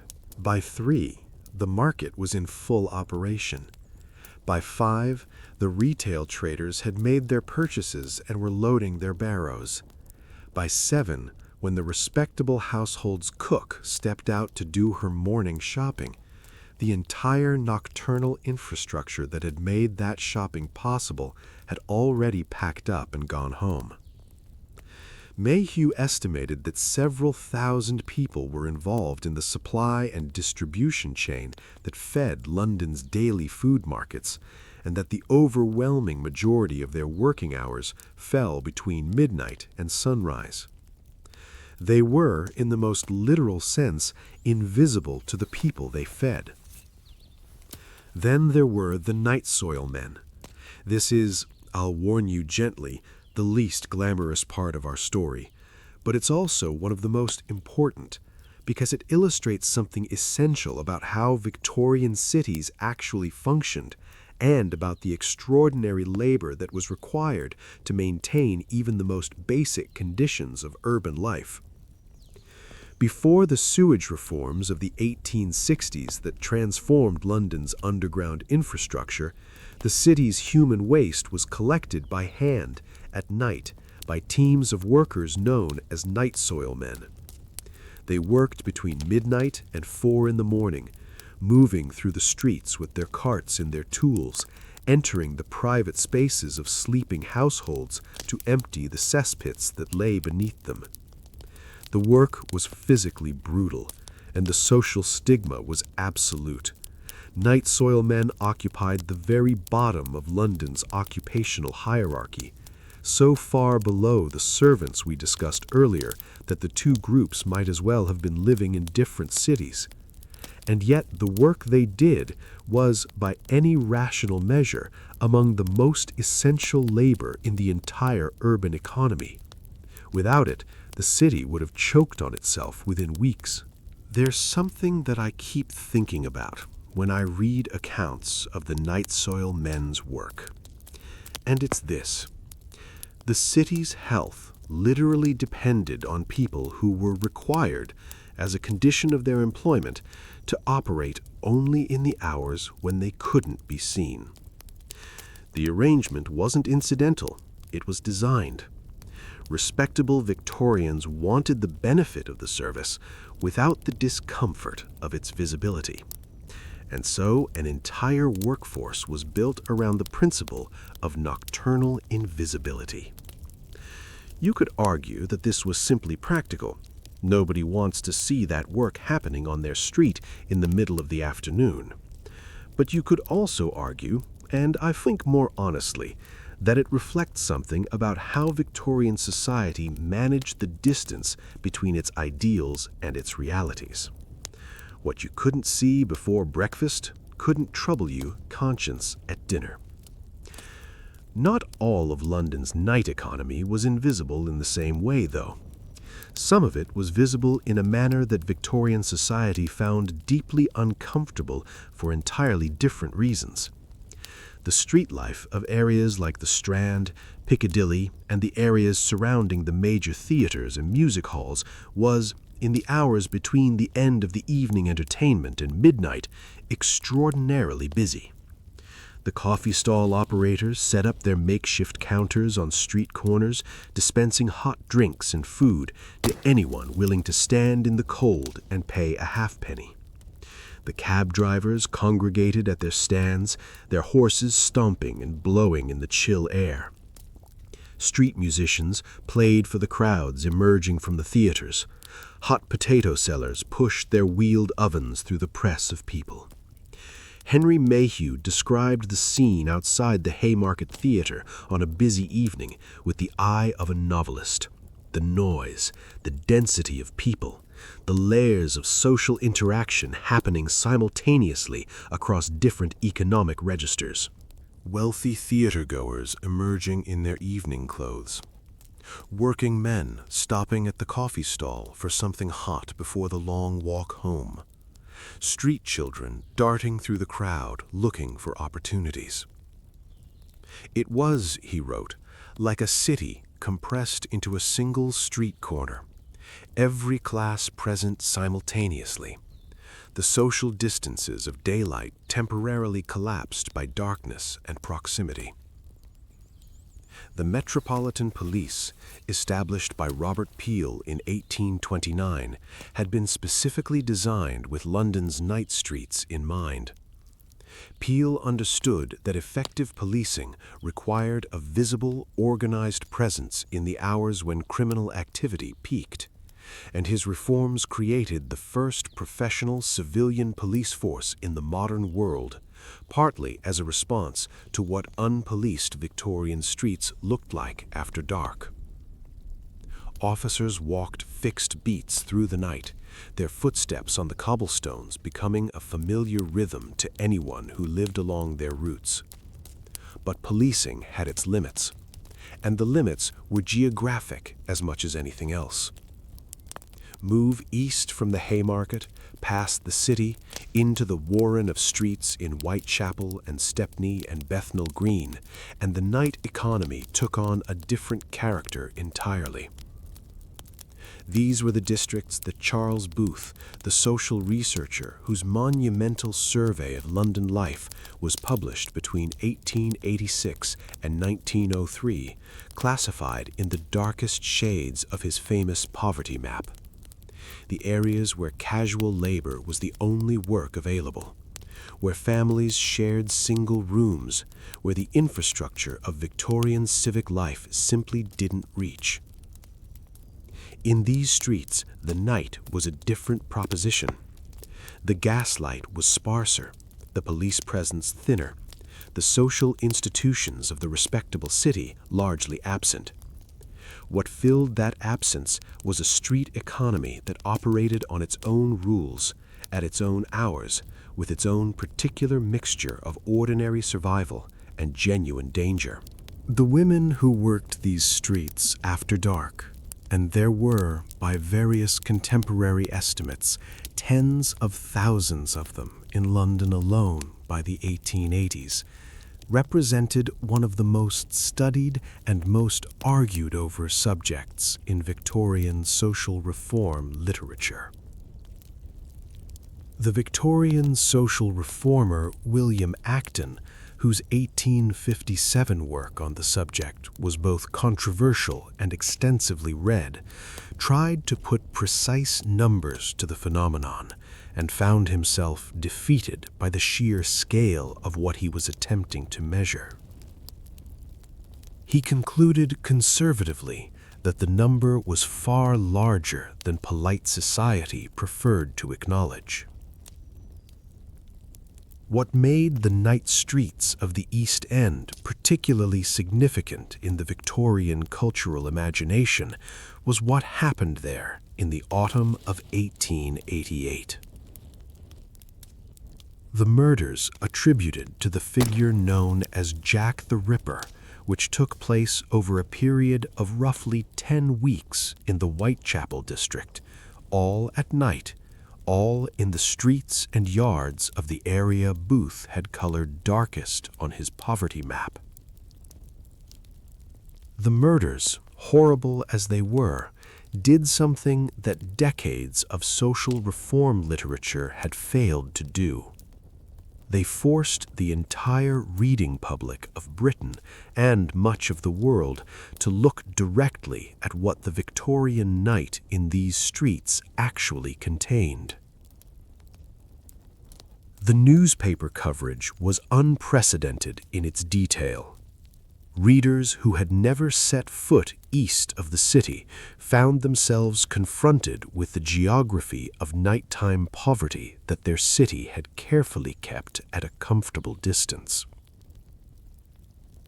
The journalist W.T. Stead, writing in the aftermath of the murders, argued that the horror wasn't simply the violence, it was the revelation that within a mile or two of the Bank of England, within easy walking distance of the theaters and the clubs and the shops of the West End, there existed a nocturnal world that had been allowed to develop in the dark because nobody with the power to change it had been willing to look at it directly.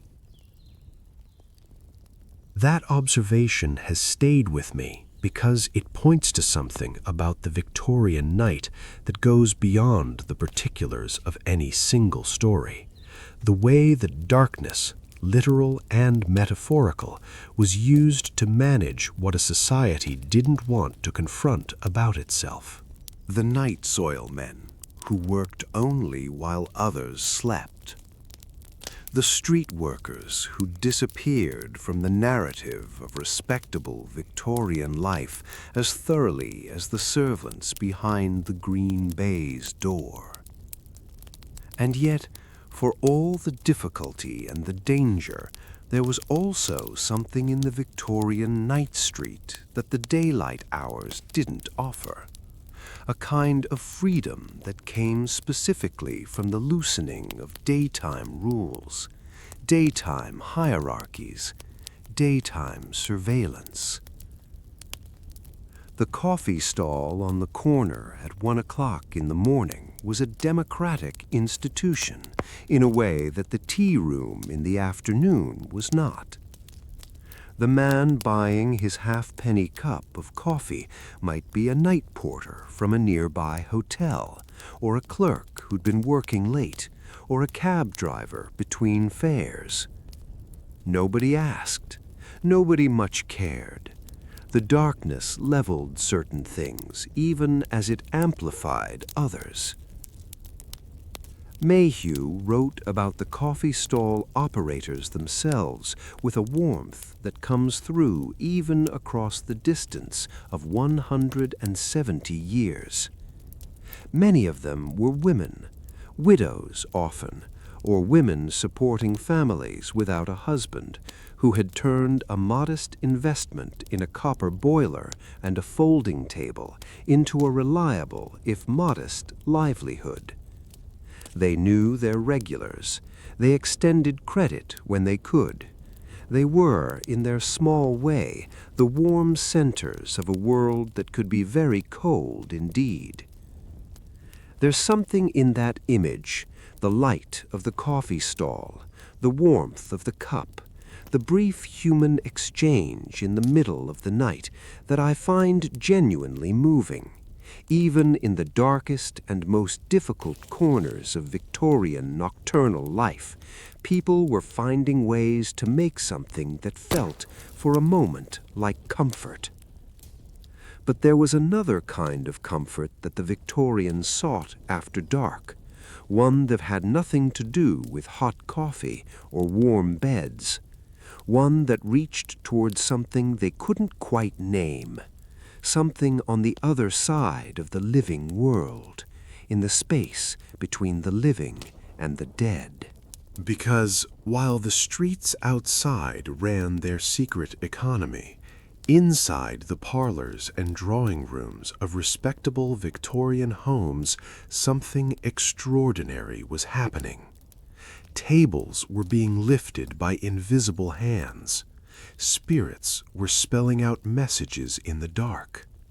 And some of the most educated, most rational people in the most scientifically advanced society in the world were sitting around those tables, completely convinced that what they were experiencing was real.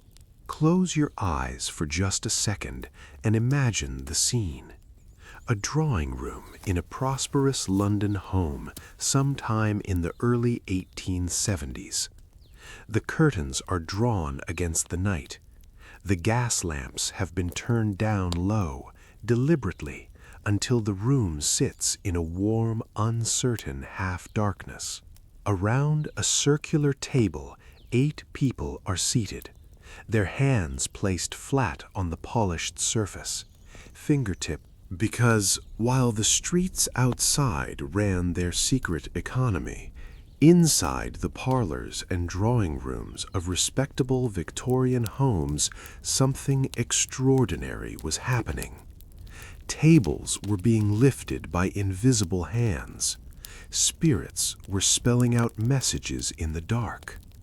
And some of the most educated, most rational people in the most scientifically advanced society in the world were sitting around those tables, completely convinced that what they were experiencing was real. Close your eyes for just a second and imagine the scene. A drawing room in a prosperous London home sometime in the early 1870s. The curtains are drawn against the night. The gas lamps have been turned down low, deliberately, until the room sits in a warm, uncertain half-darkness. Around a circular table, 8 people are seated, their hands placed flat on the polished surface, fingertips touching. Nobody is speaking. The only sound is the soft tick of the mantel clock, and from somewhere outside, a distant clatter of a late carriage on the street. Then the table moves. Not violently, not dramatically. A slow, deliberate tilt, first one way, then correcting, as if something beneath it were finding its balance. And then a series of raps from the surface itself, clear and distinct, in a pattern that the group's designated interpreter begins with a trembling voice to decode. Someone is trying to communicate from the other side. Now, before you smile, before you file this away under quaint Victorian superstition, I want to tell you who was sitting at that table. Because the people who attended seances in Victorian England weren't primarily the credulous or the desperate or the uneducated. They were, in many cases, the most intellectually distinguished figures of the age. And understanding why they were there, in that dimly lit room, reaching across the table toward the dead, tells us something profound about what the Victorian night really meant and what people were using it to do. The modern spiritualist movement, the organized, widespread, culturally significant version of it, began not in England, but in a small house in Hydesville, New York, in March of 1848. 2 sisters, Margaret and Kate Fox, reported hearing mysterious rapping sounds in their bedroom at night and developed a system of communication with whatever was producing them. The story spread with extraordinary speed, first through American newspapers, then across the Atlantic, and within a few years, seances were being held in drawing rooms from Boston to Berlin to Birmingham. The timing was not accidental. The 1840s and 1850s were decades of profound disruption to the traditional structures of religious certainty in the English-speaking world. The publication of Charles Darwin's work on evolution in 1859, combined with decades of geological and archaeological discoveries that were quietly dismantling the literal biblical timeline, had created an atmosphere of spiritual anxiety among educated people that was real and widespread and not easily resolved. Here was the dilemma that faced a thoughtful, scientifically literate Victorian believer. The evidence for a purely material universe was accumulating. The evidence for the soul's survival after death, by scientific standards, was essentially non-existent. And yet the need to believe that the people you loved, the children who had died, the parents who were gone, the friends lost too young, had not simply ceased to exist, was not a weakness or a foolishness. It was a deeply human requirement. Spiritualism presented itself as the solution, not as a rejection of science, but as its extension. The argument made by the movement's most articulate advocates was that the phenomena of the séance room, the rapping, the table movement, the messages, the materializations were not supernatural at all. They were natural phenomena that science had not yet explained, operating according to laws that investigation would eventually reveal. They were, in other words, proposing that you could apply the scientific method to the question of life after death, that you could test it, that you could know. For people who were desperate to know, that argument was almost irresistibly attractive. The Fox sisters became famous throughout the 1850s, touring extensively and giving demonstrations that drew enormous crowds. Margaret eventually confessed in 1888 that the wrappings had been manipulated by her toe joints, a confession she later recanted, claiming she had been pressured into making it. The details of that particular story are genuinely complicated, and historians still argue about what exactly was happening in that original Hydesville bedroom. But by 1888, the confession didn't matter much anyway, because the movement the Fox sisters had helped ignite had developed an institutional life entirely independent of its origins. The Society for Psychical Research was founded in London in 1882, and this is the detail that I think most dramatically illustrates how seriously the Victorian intellectual establishment took these questions. Its founding members included the philosopher Henry Sidgwick, one of the most rigorous ethical thinkers in Victorian England. Its membership over the following decades included the physicist William Crookes, who discovered the element thallium and invented the cathode ray tube, the future Prime Minister Arthur Balfour, the classical scholar Frederick Myers, who coined the word telepathy, and later the creator of Sherlock Holmes himself, Arthur Conan Doyle, whose belief in spiritualism was so passionate and so public that it puzzled and saddened many of his admirers. What were these men doing in the Society for Psychical Research? They were investigating, seriously, methodically, with controlled conditions and careful documentation. They sat in séance rooms not as credulous believers, but as trained observers, looking for fraud, testing mediums, trying to separate genuine, unexplained phenomena from the very considerable human talent for deception and self-deception. Their results were mixed, their conclusions contested, and their methodology often criticized by later researchers. But the seriousness of the attempt is real. These were not gullible people. They were people in genuine intellectual difficulty, trying to apply the tools they had to a question they couldn't stop asking. The domestic séance, the kind held in private homes without professional mediums, among friends and family, was a different kind of experience from the public demonstrations. And it was, by all accounts, a predominantly nocturnal one. The darkness was considered essential, not just atmospherically, though it certainly helped, but theoretically.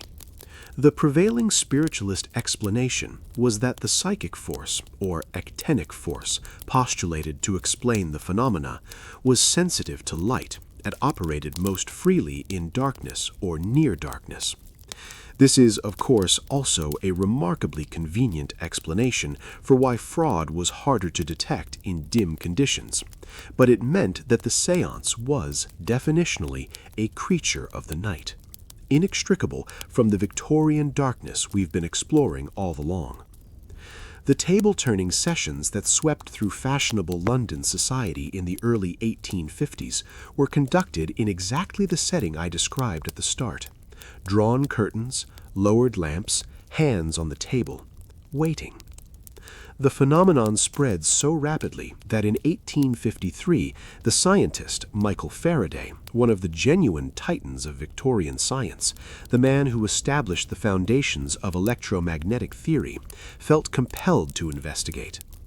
He constructed a set of apparatus that could detect whether the table's movement was caused by unconscious muscular pressure from the participants' hands rather than any external force. His results were unambiguous. The movement was caused by the participants themselves, applying involuntary pressure without being aware they were doing it. He published his findings. He expected the table-turning craze to collapse. It didn't, because Faraday had answered the mechanical question, but not the emotional one. The people around those tables weren't primarily seeking a physics demonstration.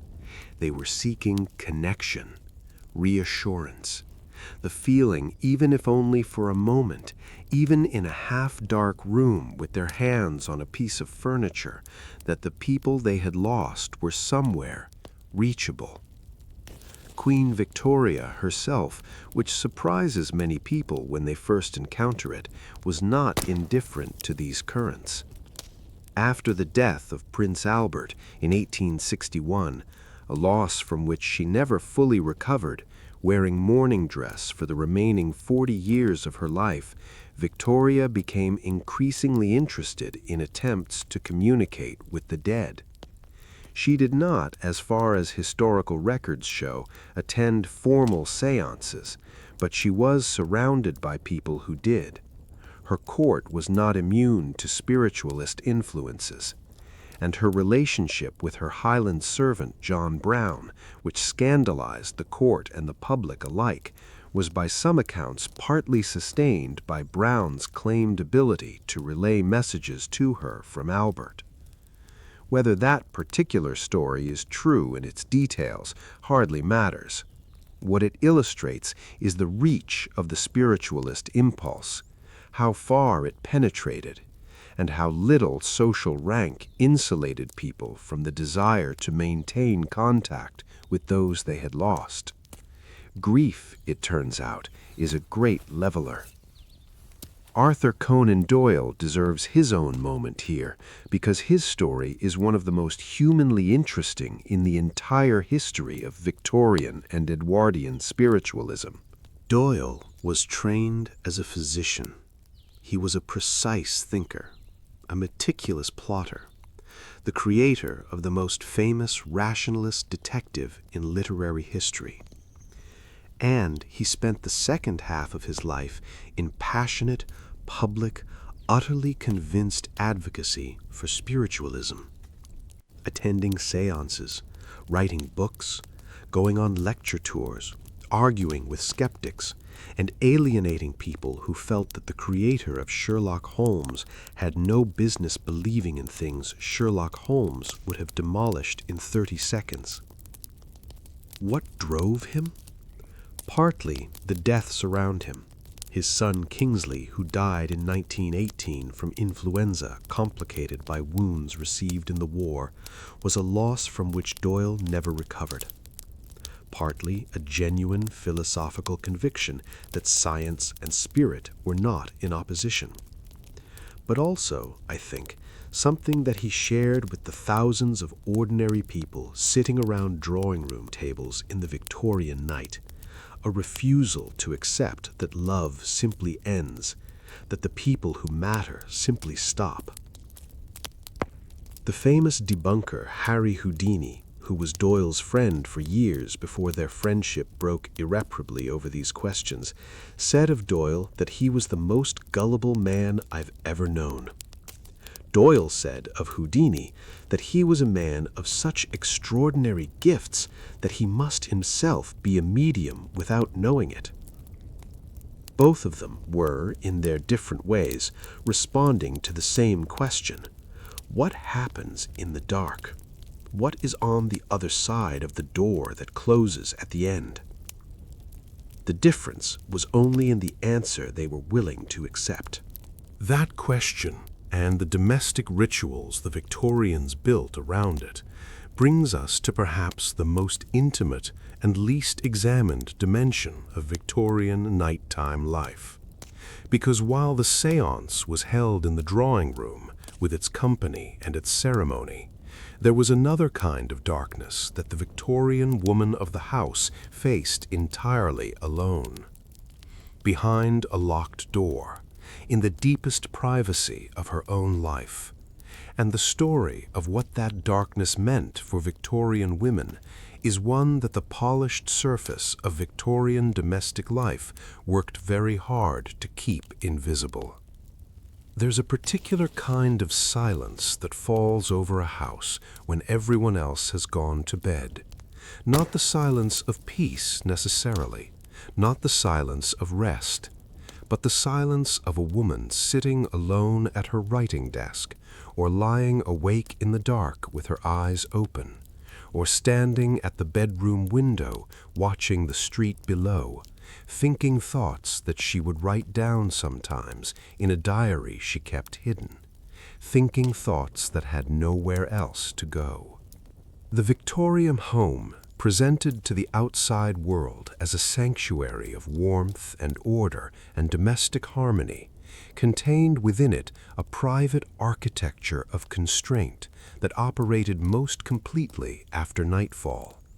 And the person most shaped by that architecture, most defined by it, most confined by it, was the woman at its center. What I want to explore now is not the broad political story of Victorian women's rights, which is well documented and widely taught.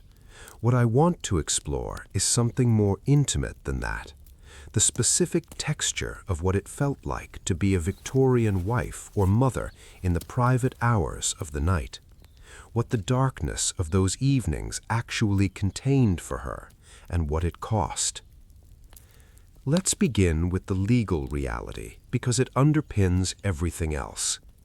Under the legal doctrine known as coverture, which remained substantially in force in England throughout most of the Victorian era, a married woman had no independent legal existence.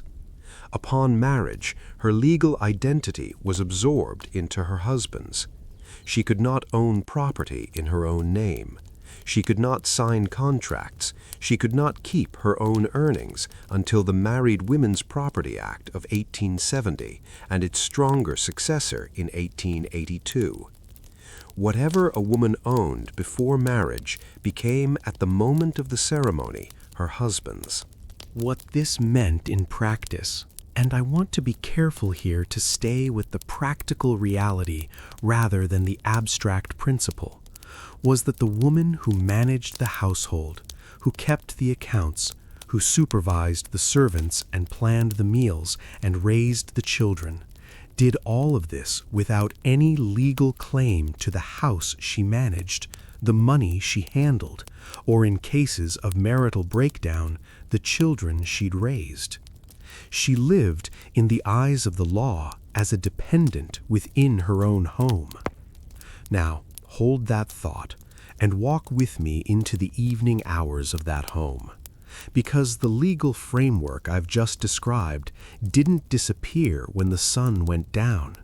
It was most acutely felt there, in the private spaces, behind closed doors, in the hours when the performance of domestic harmony that the Victorian household presented to its visitors could finally be set aside. The Victorian wife's evening began with the end of dinner, Once the meal was finished, the ritual of the Victorian household required the women to withdraw, to leave the dining room to the men, who remained for port and conversation, sometimes for an hour, sometimes longer, while the women gathered in the drawing room to talk among themselves and wait. This custom, so embedded in Victorian social practice that most participants regarded it as simply natural, encoded something specific, that there were conversations the men needed to have without women present, and that the women's role was to make themselves available when required and absent when not. The women who wrote honestly about this in their private correspondence and diaries described the drawing room withdrawal with a range of tones, from cheerful acceptance to mild irritation to something considerably more raw. The writer and reformer Harriet Martineau, who moved in the highest intellectual circles of Victorian England and was too sharp-eyed to pretend she didn't notice what she was seeing, wrote in her autobiography about the experience of being the most intellectually accomplished person in a room and being structurally required to defer to men who were less capable simply because of the accident of sex. She wrote it without bitterness, which somehow makes it land harder. The bedroom, when the evening social rituals were concluded, was, in most Victorian middle-class households, a shared space, but one in which the terms of sharing were not negotiated equally.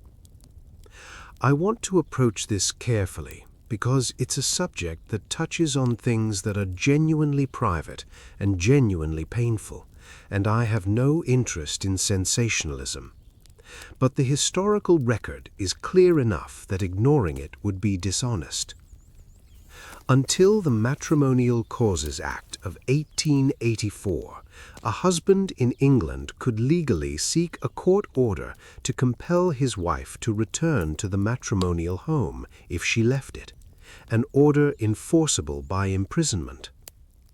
The law treated a wife's physical presence in the marital bedroom not as a matter of her own choice, but an obligation she owed by contract. Women who sought refuge with relatives after leaving difficult marriages could be and were forcibly returned. The reformer Caroline Norton, whose own marriage was spectacularly and publicly miserable, spent years campaigning to change these laws, drawing on her own experience of a husband who had legal custody of their children, despite being, by most accounts of the period, a cruel and negligent father. Her campaigns contributed to the Infant Custody Act of 1839 and various subsequent reforms. But Norton's case, which was followed avidly by the Victorian public and generated enormous sympathy, also illustrates precisely how little protection the law offered to women in difficult marriages, and how completely the private space of the Victorian home was beyond any outside authority. What happened behind closed doors in the Victorian legal and social framework was the husband's domain. The diaries that Victorian women kept, and they kept them in remarkable numbers, are among the most valuable historical documents we have for understanding what those closed doors actually contained. Most of them were carefully self-censored. Victorian women knew that their diaries were not entirely private, that servants might read them, that curious husbands might look, that daughters might find them after their mothers were gone. The most painful material was often encoded, elliptical, written in a way that gestures toward experience without naming it. But sometimes the coding slips. Sometimes the exhaustion or the grief or the anger breaks through the careful copperplate handwriting in ways that feel shockingly immediate across the century and a half that separates us. The scholar Patricia Jalland who spent years studying Victorian death and family life, and whose work I find indispensable for understanding this period, analyzed hundreds of family letters and diaries, and found that the emotional labor of Victorian family life fell overwhelmingly on women.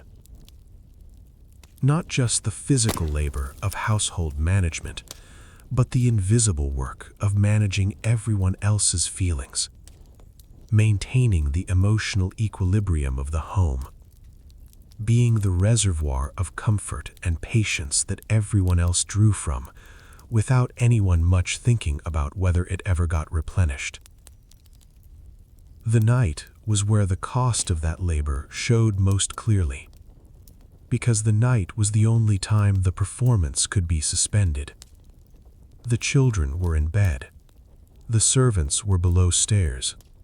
The husband was asleep, and the woman who had been cheerful and capable and organized and emotionally available for 12 straight hours could finally, in the privacy of those dark hours, be whatever she actually was. Some of them were fine, genuinely contented, genuinely fulfilled, living lives they had chosen and found meaningful. Victorian women were not universally miserable. That would be its own kind of distortion. But the ones who were not fine, the ones for whom the performance was genuinely costly, had very limited options for what to do with that cost. They wrote it down. They prayed. They lay awake. There's a particular medical category that I think illuminates the Victorian woman's night more clearly than almost anything else. And it's one that historians of medicine have returned to repeatedly, precisely because it is so revealing. The diagnosis of nervous exhaustion, or neurasthenia, that convenient Victorian umbrella term we touched on briefly when discussing carbon monoxide, was applied to women at rates dramatically higher than to men. The American physician George Beard, who popularized the neurasthenia concept in the 1880s, argued that the modern age was simply too stimulating for the more delicate nervous systems of women, and that the appropriate treatment was rest, complete, sustained, enforced rest, away from all mental and social stimulation. The rest cure, prescribed by the Philadelphia physician Silas Weir Mitchell, took this logic to its extreme. Women diagnosed with nervous conditions were confined to bed, sometimes for weeks, forbidden from reading, writing, or receiving visitors. They were fed, turned, and managed by nurses, their every activity controlled until their physician decided they had recovered enough to resume their normal lives. The writer Charlotte Perkins Gilman underwent Mitchell's rest cure in 1887 and described the experience in terms that are still difficult to read. The enforced passivity, the prohibition on the intellectual activity that was her primary source of meaning, the creeping sense of dissolution that accompanied total removal of any agency over her own existence. Her famous story, The Yellow Wallpaper, published in 1892, drew directly on that experience and presented it as a form of psychological destruction dressed up as medical care. Mitchell reportedly read the story and modified his approach afterward. Whether the modification was substantial enough to matter is, historians suggest, debatable. What strikes me about the rest cure and about neurasthenia as a diagnosis more broadly is that it managed the symptoms while being structurally unable to address the cause. If a woman's nervous exhaustion was partly a product of years of invisible emotional labor, of legal powerlessness, of the gap between her inner life and the role she was required to perform, then putting her to bed for 6 weeks and sending her back to exactly the same conditions was never going to be more than a temporary reprieve. The night would come again, the performance would resume, and somewhere in the small hours, behind drawn curtains, the cost would go on accumulating. I don't want to leave this part of the story entirely in the dark, though, because the Victorian woman's night also contained something that I think deserves equal weight alongside everything else. It contained resistance, quiet, creative, sometimes enormously courageous resistance. The hours after the household was asleep were, for many Victorian women, the only hours that were genuinely their own, and some of them used those hours with remarkable productivity. Elizabeth Barrett Browning wrote poetry at night in the rooms of Wimpole Street, where her father's control over the household extended to monitoring her activities by day. George Eliot, Mary Ann Evans, wrote some of the most penetrating novels. If a woman's nervous exhaustion was partly a product of years of invisible emotional labor, of legal powerlessness, of the gap between her inner life and the role she was required to perform, then putting her to bed for 6 weeks and sending her back to exactly the same conditions was never going to be more than a temporary reprieve. The night would come again, the performance would resume, and somewhere in the small hours, behind drawn curtains, the cost would go on accumulating. I don't want to leave this part of the story entirely in the dark, though, because the Victorian woman's night also contained something that I think deserves equal weight alongside everything else. It contained resistance, quiet, creative, sometimes enormously courageous resistance. The hours after the household was asleep were, for many Victorian women, the only hours that were genuinely their own, and some of them used those hours with remarkable productivity. Elizabeth Barrett Browning wrote poetry at night in the rooms of Wimpole Street, where her father's control over the household extended to monitoring her activities by day.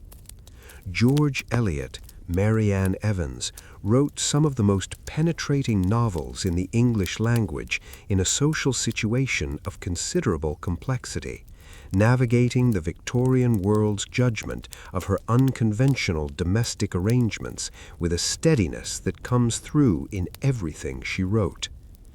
These women are the famous examples, but behind them, in ordinary Victorian households all over England, there were women who read books they weren't supposed to be reading, who wrote letters to friends about ideas that the drawing-room conversation didn't have room for, who conducted an entire intellectual and emotional life in the margins of the roles they were assigned.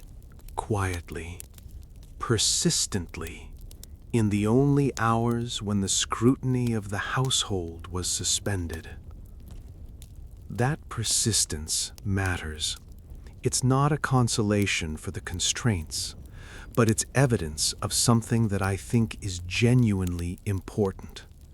That the Victorian woman's night, for all its difficulties, was also a space where a different kind of self could exist, where the gap between the performed self and the actual self could be, for a few hours at least, honestly inhabited.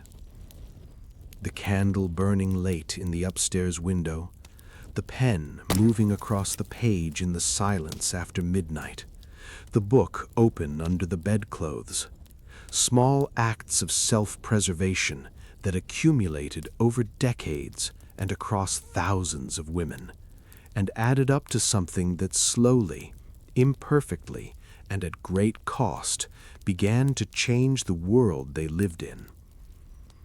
The darkness of the Victorian night contained multitudes, as we've been discovering together throughout this journey. The gaslight and the danger, the servants below stairs, the séance table, the street outside, the woman at her writing desk after midnight. And there was one more dimension of the Victorian night that we haven't yet entered. One that takes us into territory even more intimate than any we've visited so far. Because the Victorian relationship with death was conducted largely after dark, in the private rooms of private homes. And what Victorians did in those hours with their dead, and what they feared might be done with them, was strange and moving, and in at least one case, genuinely horrifying in a way that has nothing to do with ghost stories. It has to do with the very real, very documented Victorian fear of being buried alive. Of all the fears that moved through Victorian homes after dark, and we have visited quite a few of them now, there is one that stands apart from the rest, not because it was the most common, not because it was the most rational, but because it was so specific, so visceral, and so thoroughly documented in the medical literature, the popular press, and the private correspondence of the era that you cannot dismiss it as mere superstition. The Victorians were genuinely, seriously, and in some cases obsessively, afraid of being buried alive. And here is the thing that makes this more than just a morbid curiosity. They were not entirely wrong to be. The medical understanding of death in the Victorian era was, by modern standards, genuinely incomplete in ways that had real consequences.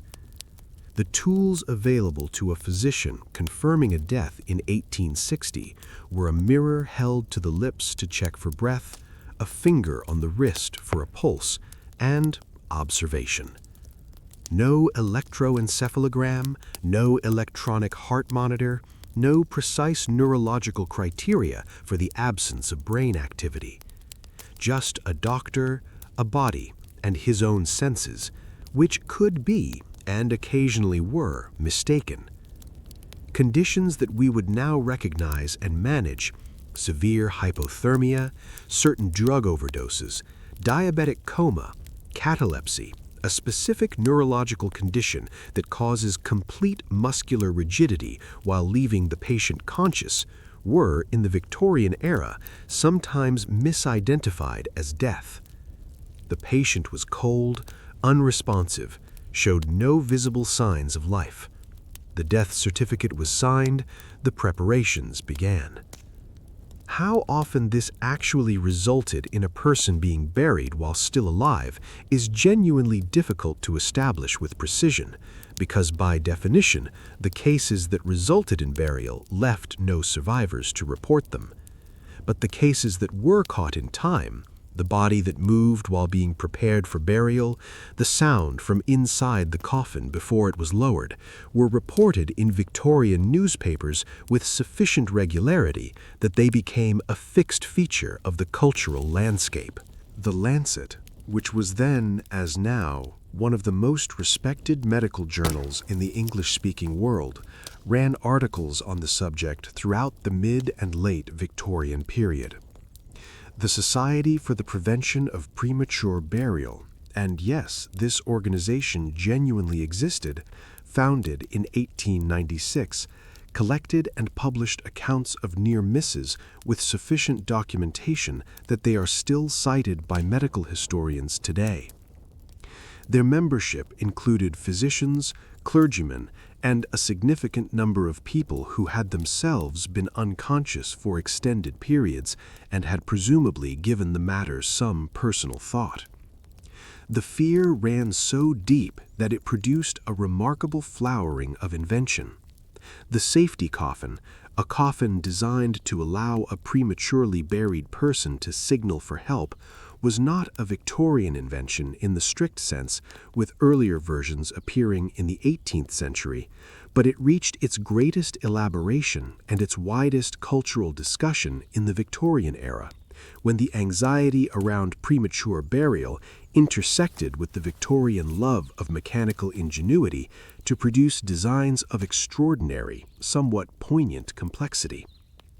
The basic principle was consistent across dozens of different patented designs. A cord or tube would connect the interior of the coffin to the surface above, allowing the occupant to ring a bell, raise a flag, or release a signal of some kind if they regained consciousness after burial. Some designs included small windows of glass set into the coffin lid to allow light in and to permit observation from above. Some included air pipes. One particularly elaborate design, patented in the 1880s, incorporated a spring-loaded lid that the occupant could release from inside, combined with a ladder that they could climb out of the grave unaided. The mere existence of these patents is extraordinary if you sit with it for a moment. Someone applied for a patent on a ladder inside a coffin. Someone else approved it. A market existed. These were not the products of a single eccentric inventor operating in isolation.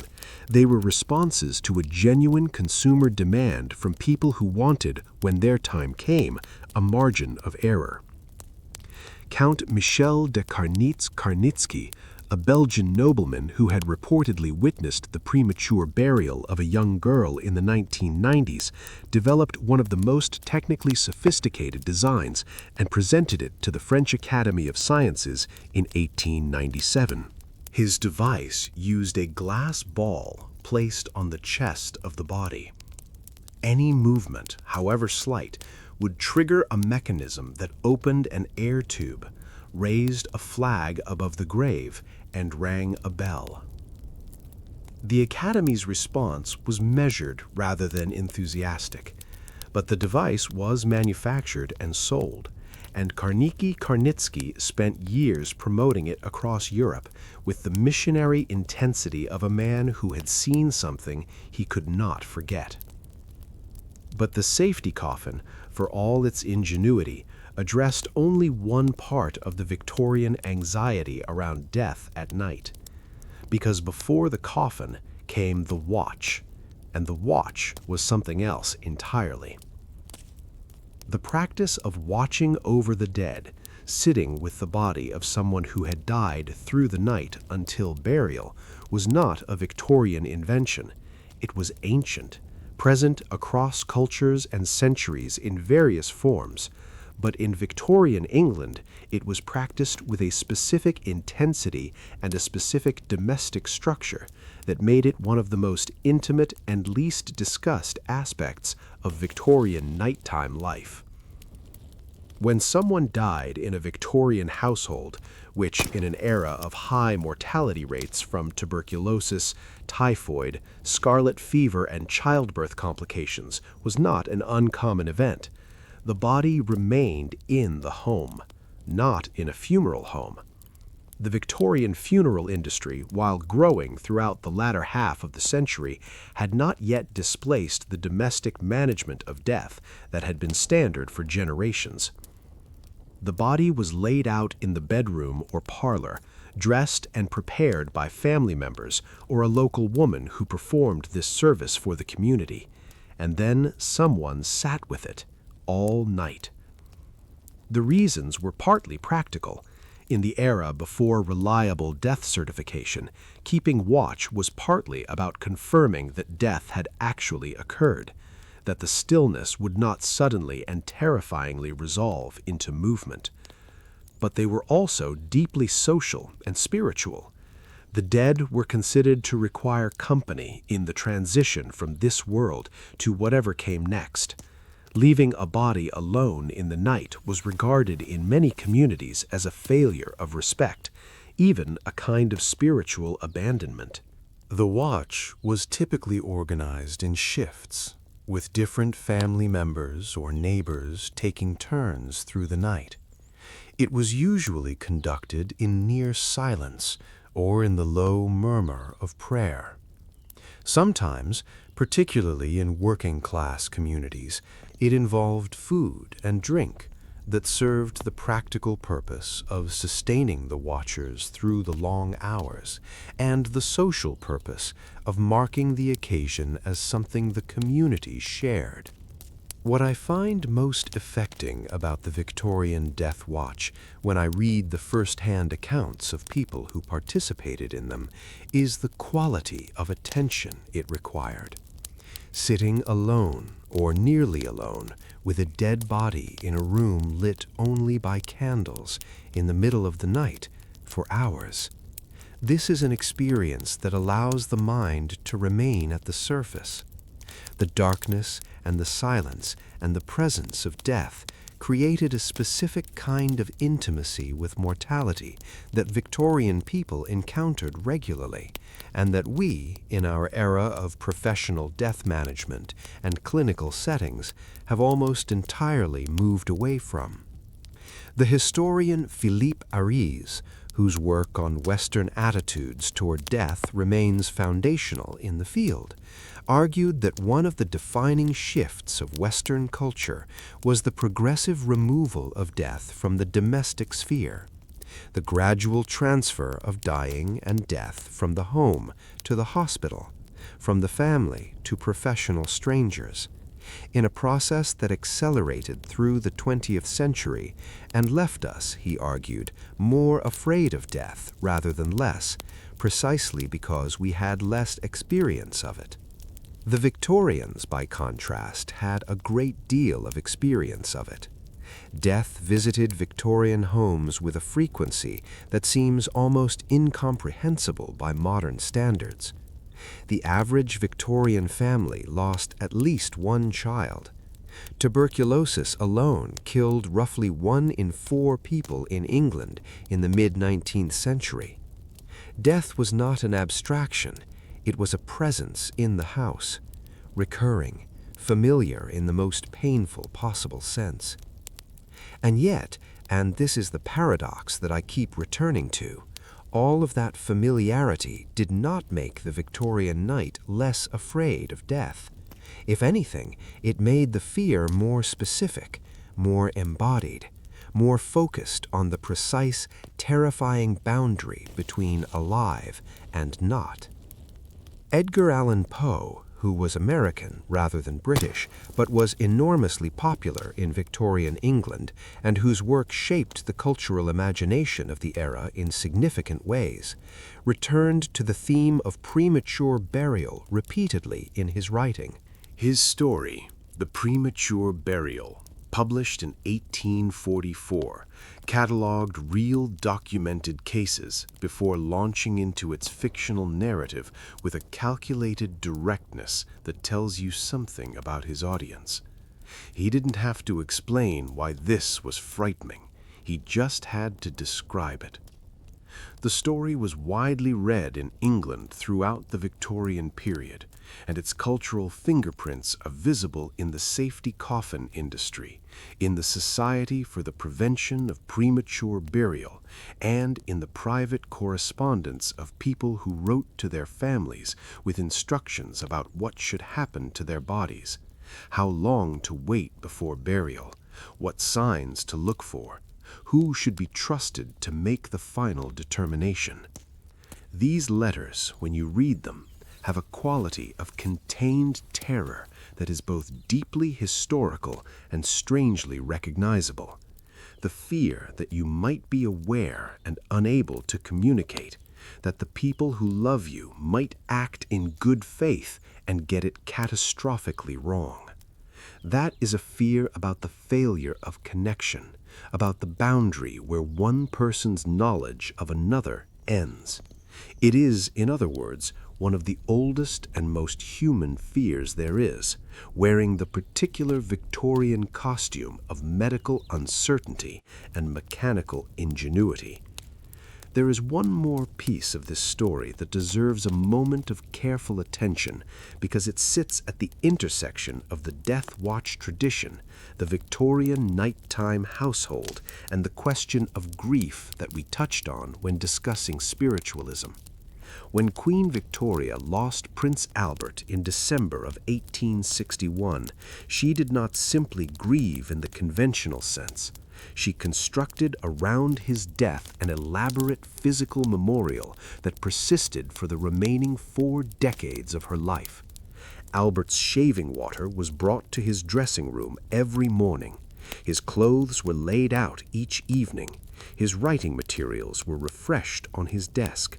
A cast of his hand was placed on her bedside table, and she slept with it within reach every night for 40 years. This was not madness. It was Victorian morning practice taken to its most intense expression by a woman of enormous will and enormous grief. But it illustrates something important, that the Victorian relationship with the dead did not end at the moment of death. The dead remained present in the bedroom, in the rituals of the household, in the nighttime hours that had always been their most intimate territory. The watch over the body was the beginning of a process of accommodation with loss that the Victorian domestic culture actually structured quite carefully, through elaborate mourning practices, through keepsakes and memorial photographs and lockets of hair preserved in lockets, through all the material culture of Victorian death that we now find in museums and antique shops, and that seems to our eyes excessive or morbid. But it was not morbid in its intention. It was an attempt, imperfect, sometimes heartbreaking, occasionally frankly strange, to manage an experience that doesn't become less terrible just because it's universal. The candle kept burning beside the body through the night, the person sitting in the chair who couldn't quite bring themselves to leave, the watch that was at its core just love that didn't know where else to go. We've now traveled through almost every room in the Victorian night. The parlor with its dangerous gas flames, the kitchen below stairs, warm with its secrets, the bedroom with its cold corners and its creatures and chemical remedies, the drawing room where the seance table moved in the darkness, the street outside where a whole invisible city kept the visible one functioning, the woman's desk in the small hours, the room where someone was sitting with the dead. What we haven't yet asked is the question that ties all of these rooms together. What were all of these people, the nervous, the faithful, the medicated, the grieving, the inventive, the afraid, actually dealing with? What was the Victorian night doing to them collectively that they needed so many different strategies to survive it? And more importantly, what does any of this have to do with the children who were trying to fall asleep in the rooms directly above?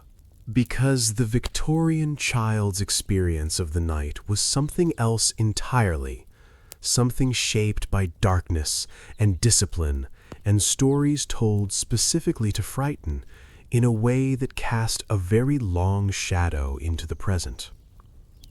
Let's go upstairs, not to the master bedroom we've already visited, with its cold corners and its chemical remedies and its locked door.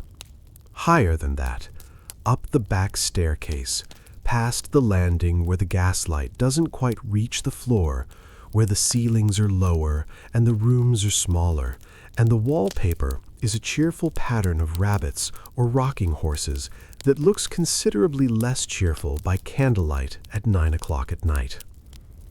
This is the nursery, and the child lying in that iron-framed bed, staring at the ceiling with eyes that absolutely refuse to close, is living a nighttime experience so different from anything we provide for children today that it might as well be on another planet. We talk a lot about how Victorian adults experience the night.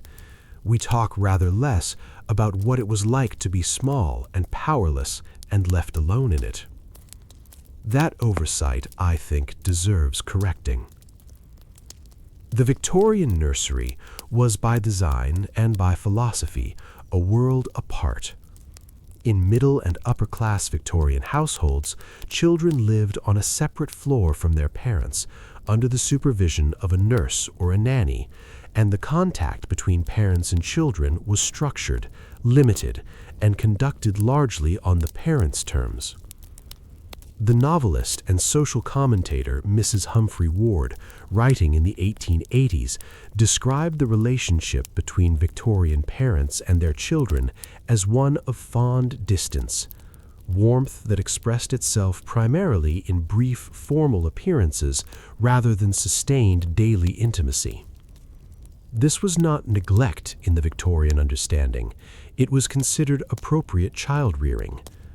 The separation of children's and adult spheres was a deliberate pedagogical choice, rooted in a set of beliefs about childhood that held broadly that children required structure, discipline, and moral instruction rather than the kind of emotionally close parenting we now consider essential. The nurse's job was to manage the children's physical needs. The governess's job, in households that could afford one, was to manage their intellectual development.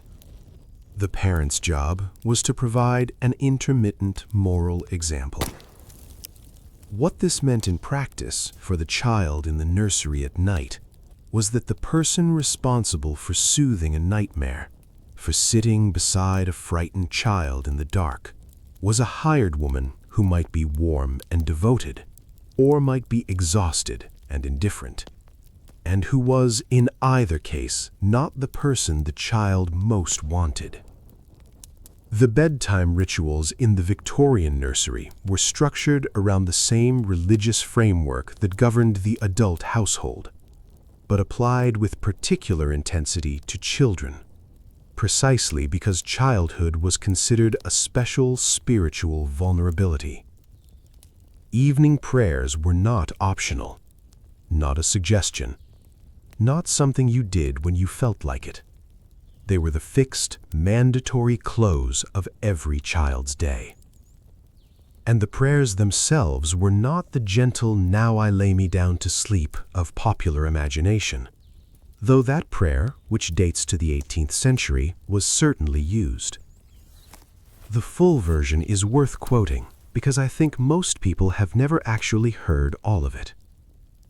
Now I lay me down to sleep. I pray the Lord my soul to keep. If I should die before I wake, I pray the Lord my soul to take. Read it again slowly. If I should die before I wake. This was a prayer for small children, 3 years old, 4 years old, 5 years old, being taught deliberately as part of their nightly routine to contemplate the possibility that they might not survive until morning. In the context of Victorian child mortality rates, this was not melodramatic. It was statistically realistic. 1 in 5 children did not reach their 5th birthday. Scarlet fever, diphtheria, whooping cough, all of them swept through nurseries with terrifying speed. The prayer was meant to prepare children spiritually for a death that was, by the standards of the time, genuinely possible. But what it did practically was send children to bed in the dark with the explicit suggestion that sleep and death were close neighbors, that the boundary between them was thin enough that you might cross it accidentally in the night. I don't think we fully appreciate what that does to a child's experience of darkness, the fear it creates, the watchfulness, the particular terror of closing your eyes when you've just been asked to contemplate not opening them again. The governess or nurse who supervised bedtime prayers in most Victorian nurseries did so with the same brisk efficiency they brought to washing faces and brushing hair. This was routine. This was what you did. The fact that it was also, by modern standards, genuinely frightening for a small child does not seem to have registered as a concern. Victorian child-rearing philosophy, heavily influenced by evangelical Christianity, held that children were born with original sin, that their natural inclinations were towards selfishness and willfulness, and that the parent's duty, and by extension the nurse's or governess's duty, was to break that will, to shape the child through discipline and moral instruction into a proper Christian adult. Nighttime, when the child was alone, in the dark, away from the surveillance and structure of the day, was seen as a particularly vulnerable time, a time when bad habits might form, when imagination might run wild, when the devil, if you believed in such things, and most Victorians did, might find an opening. The solution was structure, discipline, and a particular genre of children's literature that we now call cautionary tales, but which the Victorians simply called moral stories.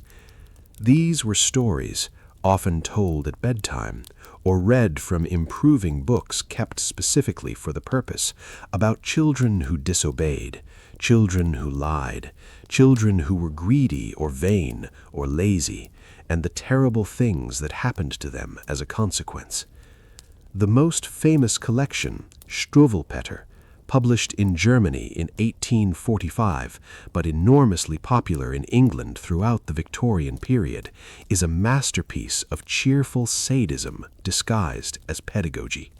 There's the story of Little Suck-a-Thumb, about a boy who won't stop sucking his thumb despite warnings. A tailor arrives with enormous scissors and cuts both his thumbs off. The illustration shows the blood quite clearly. There's the story of Harriet and the Matches, about a girl who plays with matches despite being told not to. She catches fire and burns to death. The final illustration shows her reduced to a small pile of ash with her shoes beside it. There's the story of Augustus, who wouldn't eat his soup. He gets thinner and thinner over 5 days. On the 5th day, he dies. These are bedtime stories for children, illustrated, brightly colored, and genuinely, explicitly designed to frighten.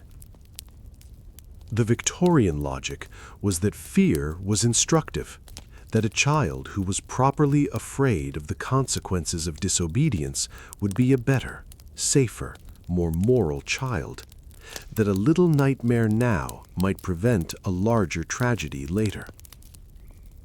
I don't want to be entirely unfair to the Victorians here, because the intention behind these stories was not cruelty, it was protection. In a world where a moment's carelessness around an open fire or a gas lamp genuinely could kill a child, where illness could escalate from a cough to a crisis in hours, the stakes of childhood misbehavior were real.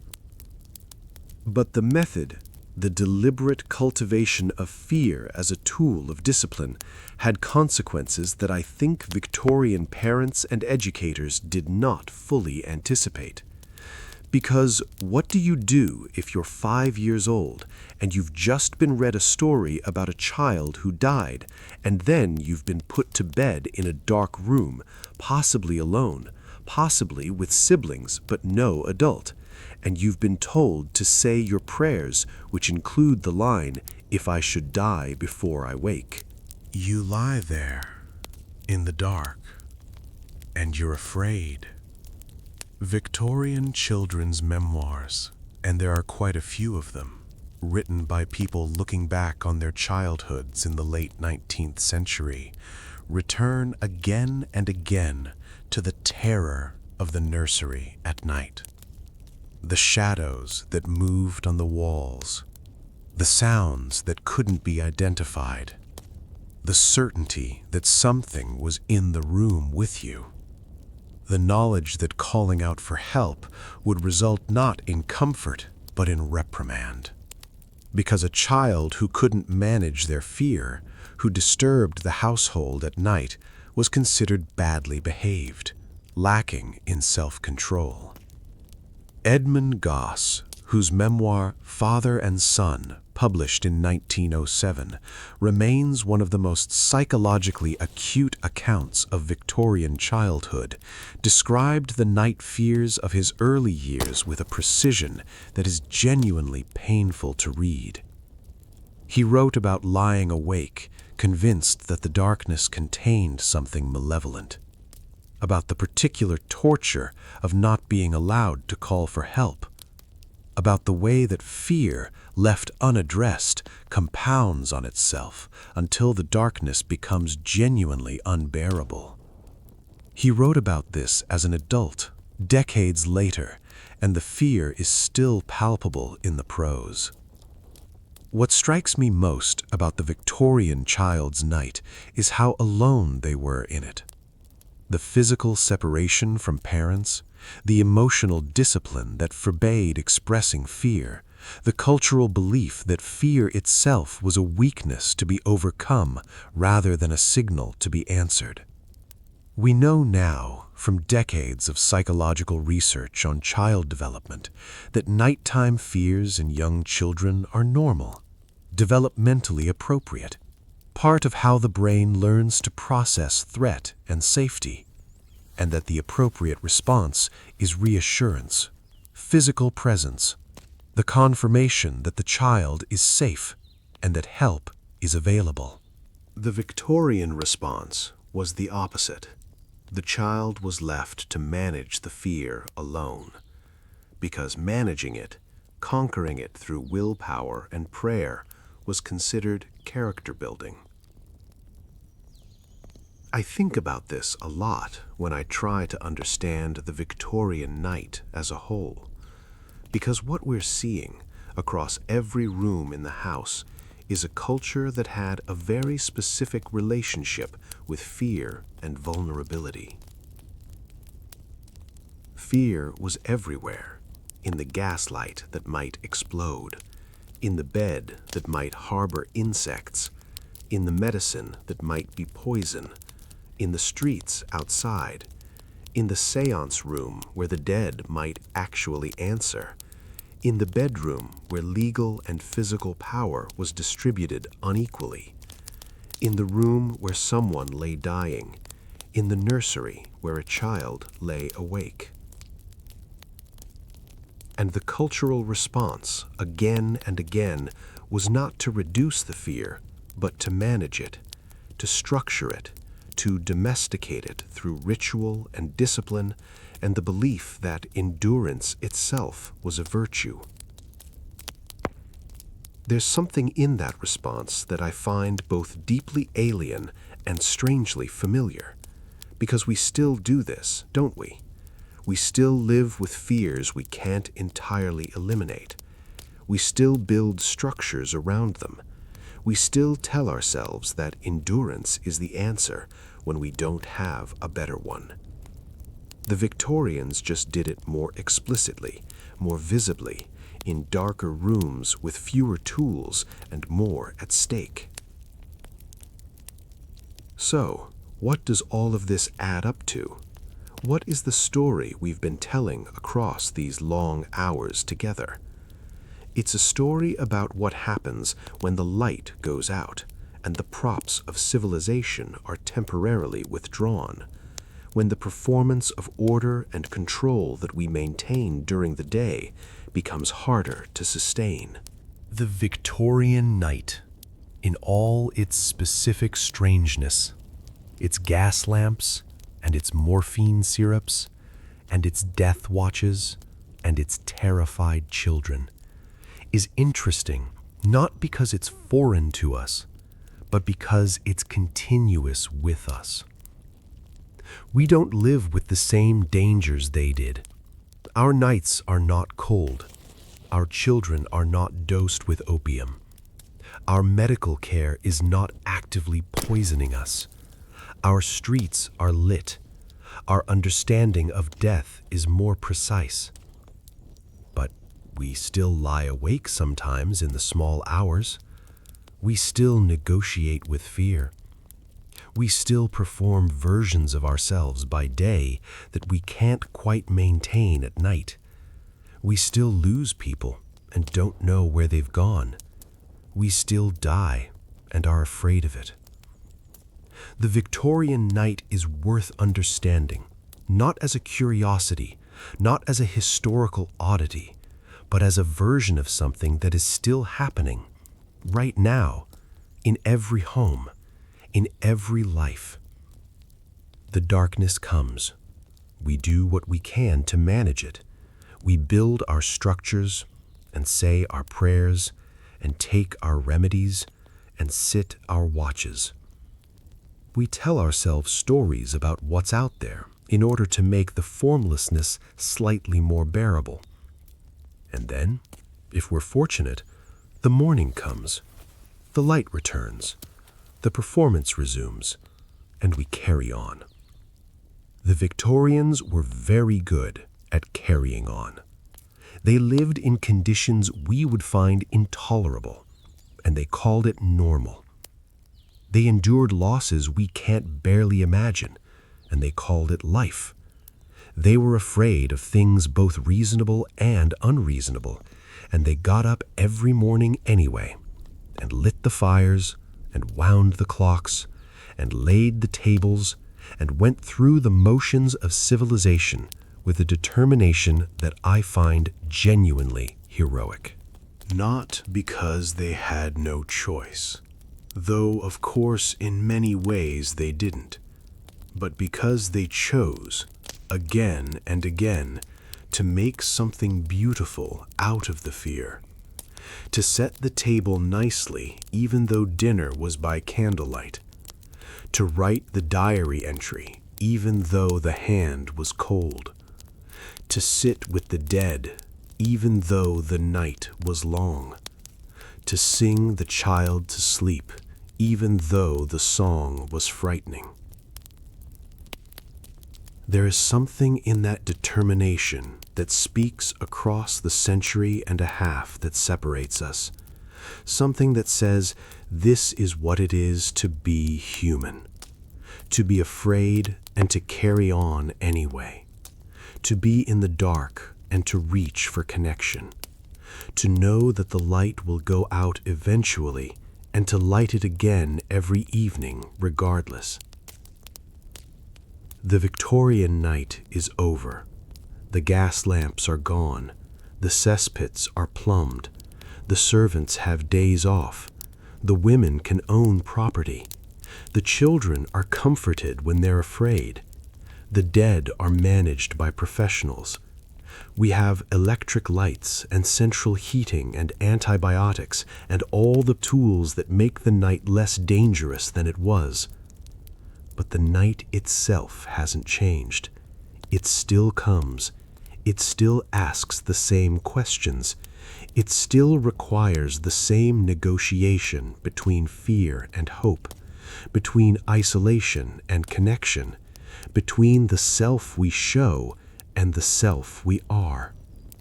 And in that sense, every night is still a Victorian night. Every bedroom is still that cold room with the candle burning low. Every person lying awake at 3 a.m. is still conducting the same watch the Victorians conducted, over the same fundamental vulnerabilities. We just have better light while we do it. So, here we are, at the end of our long journey through the Victorian night. The candle is burning low, the fire has gone to embers, the house is quiet, and it's time, I think, to let this story rest. I hope you found something in it that resonates, something that makes your own night feel slightly less lonely, something that connects you across time to all the other people who have lain awake in the dark and wondered what morning would bring. Thank you for staying with me through all of this, through the gaslight and the bed bugs and the morphine and the grief and the fear and the stubborn, beautiful, heartbreaking determination to carry on regardless.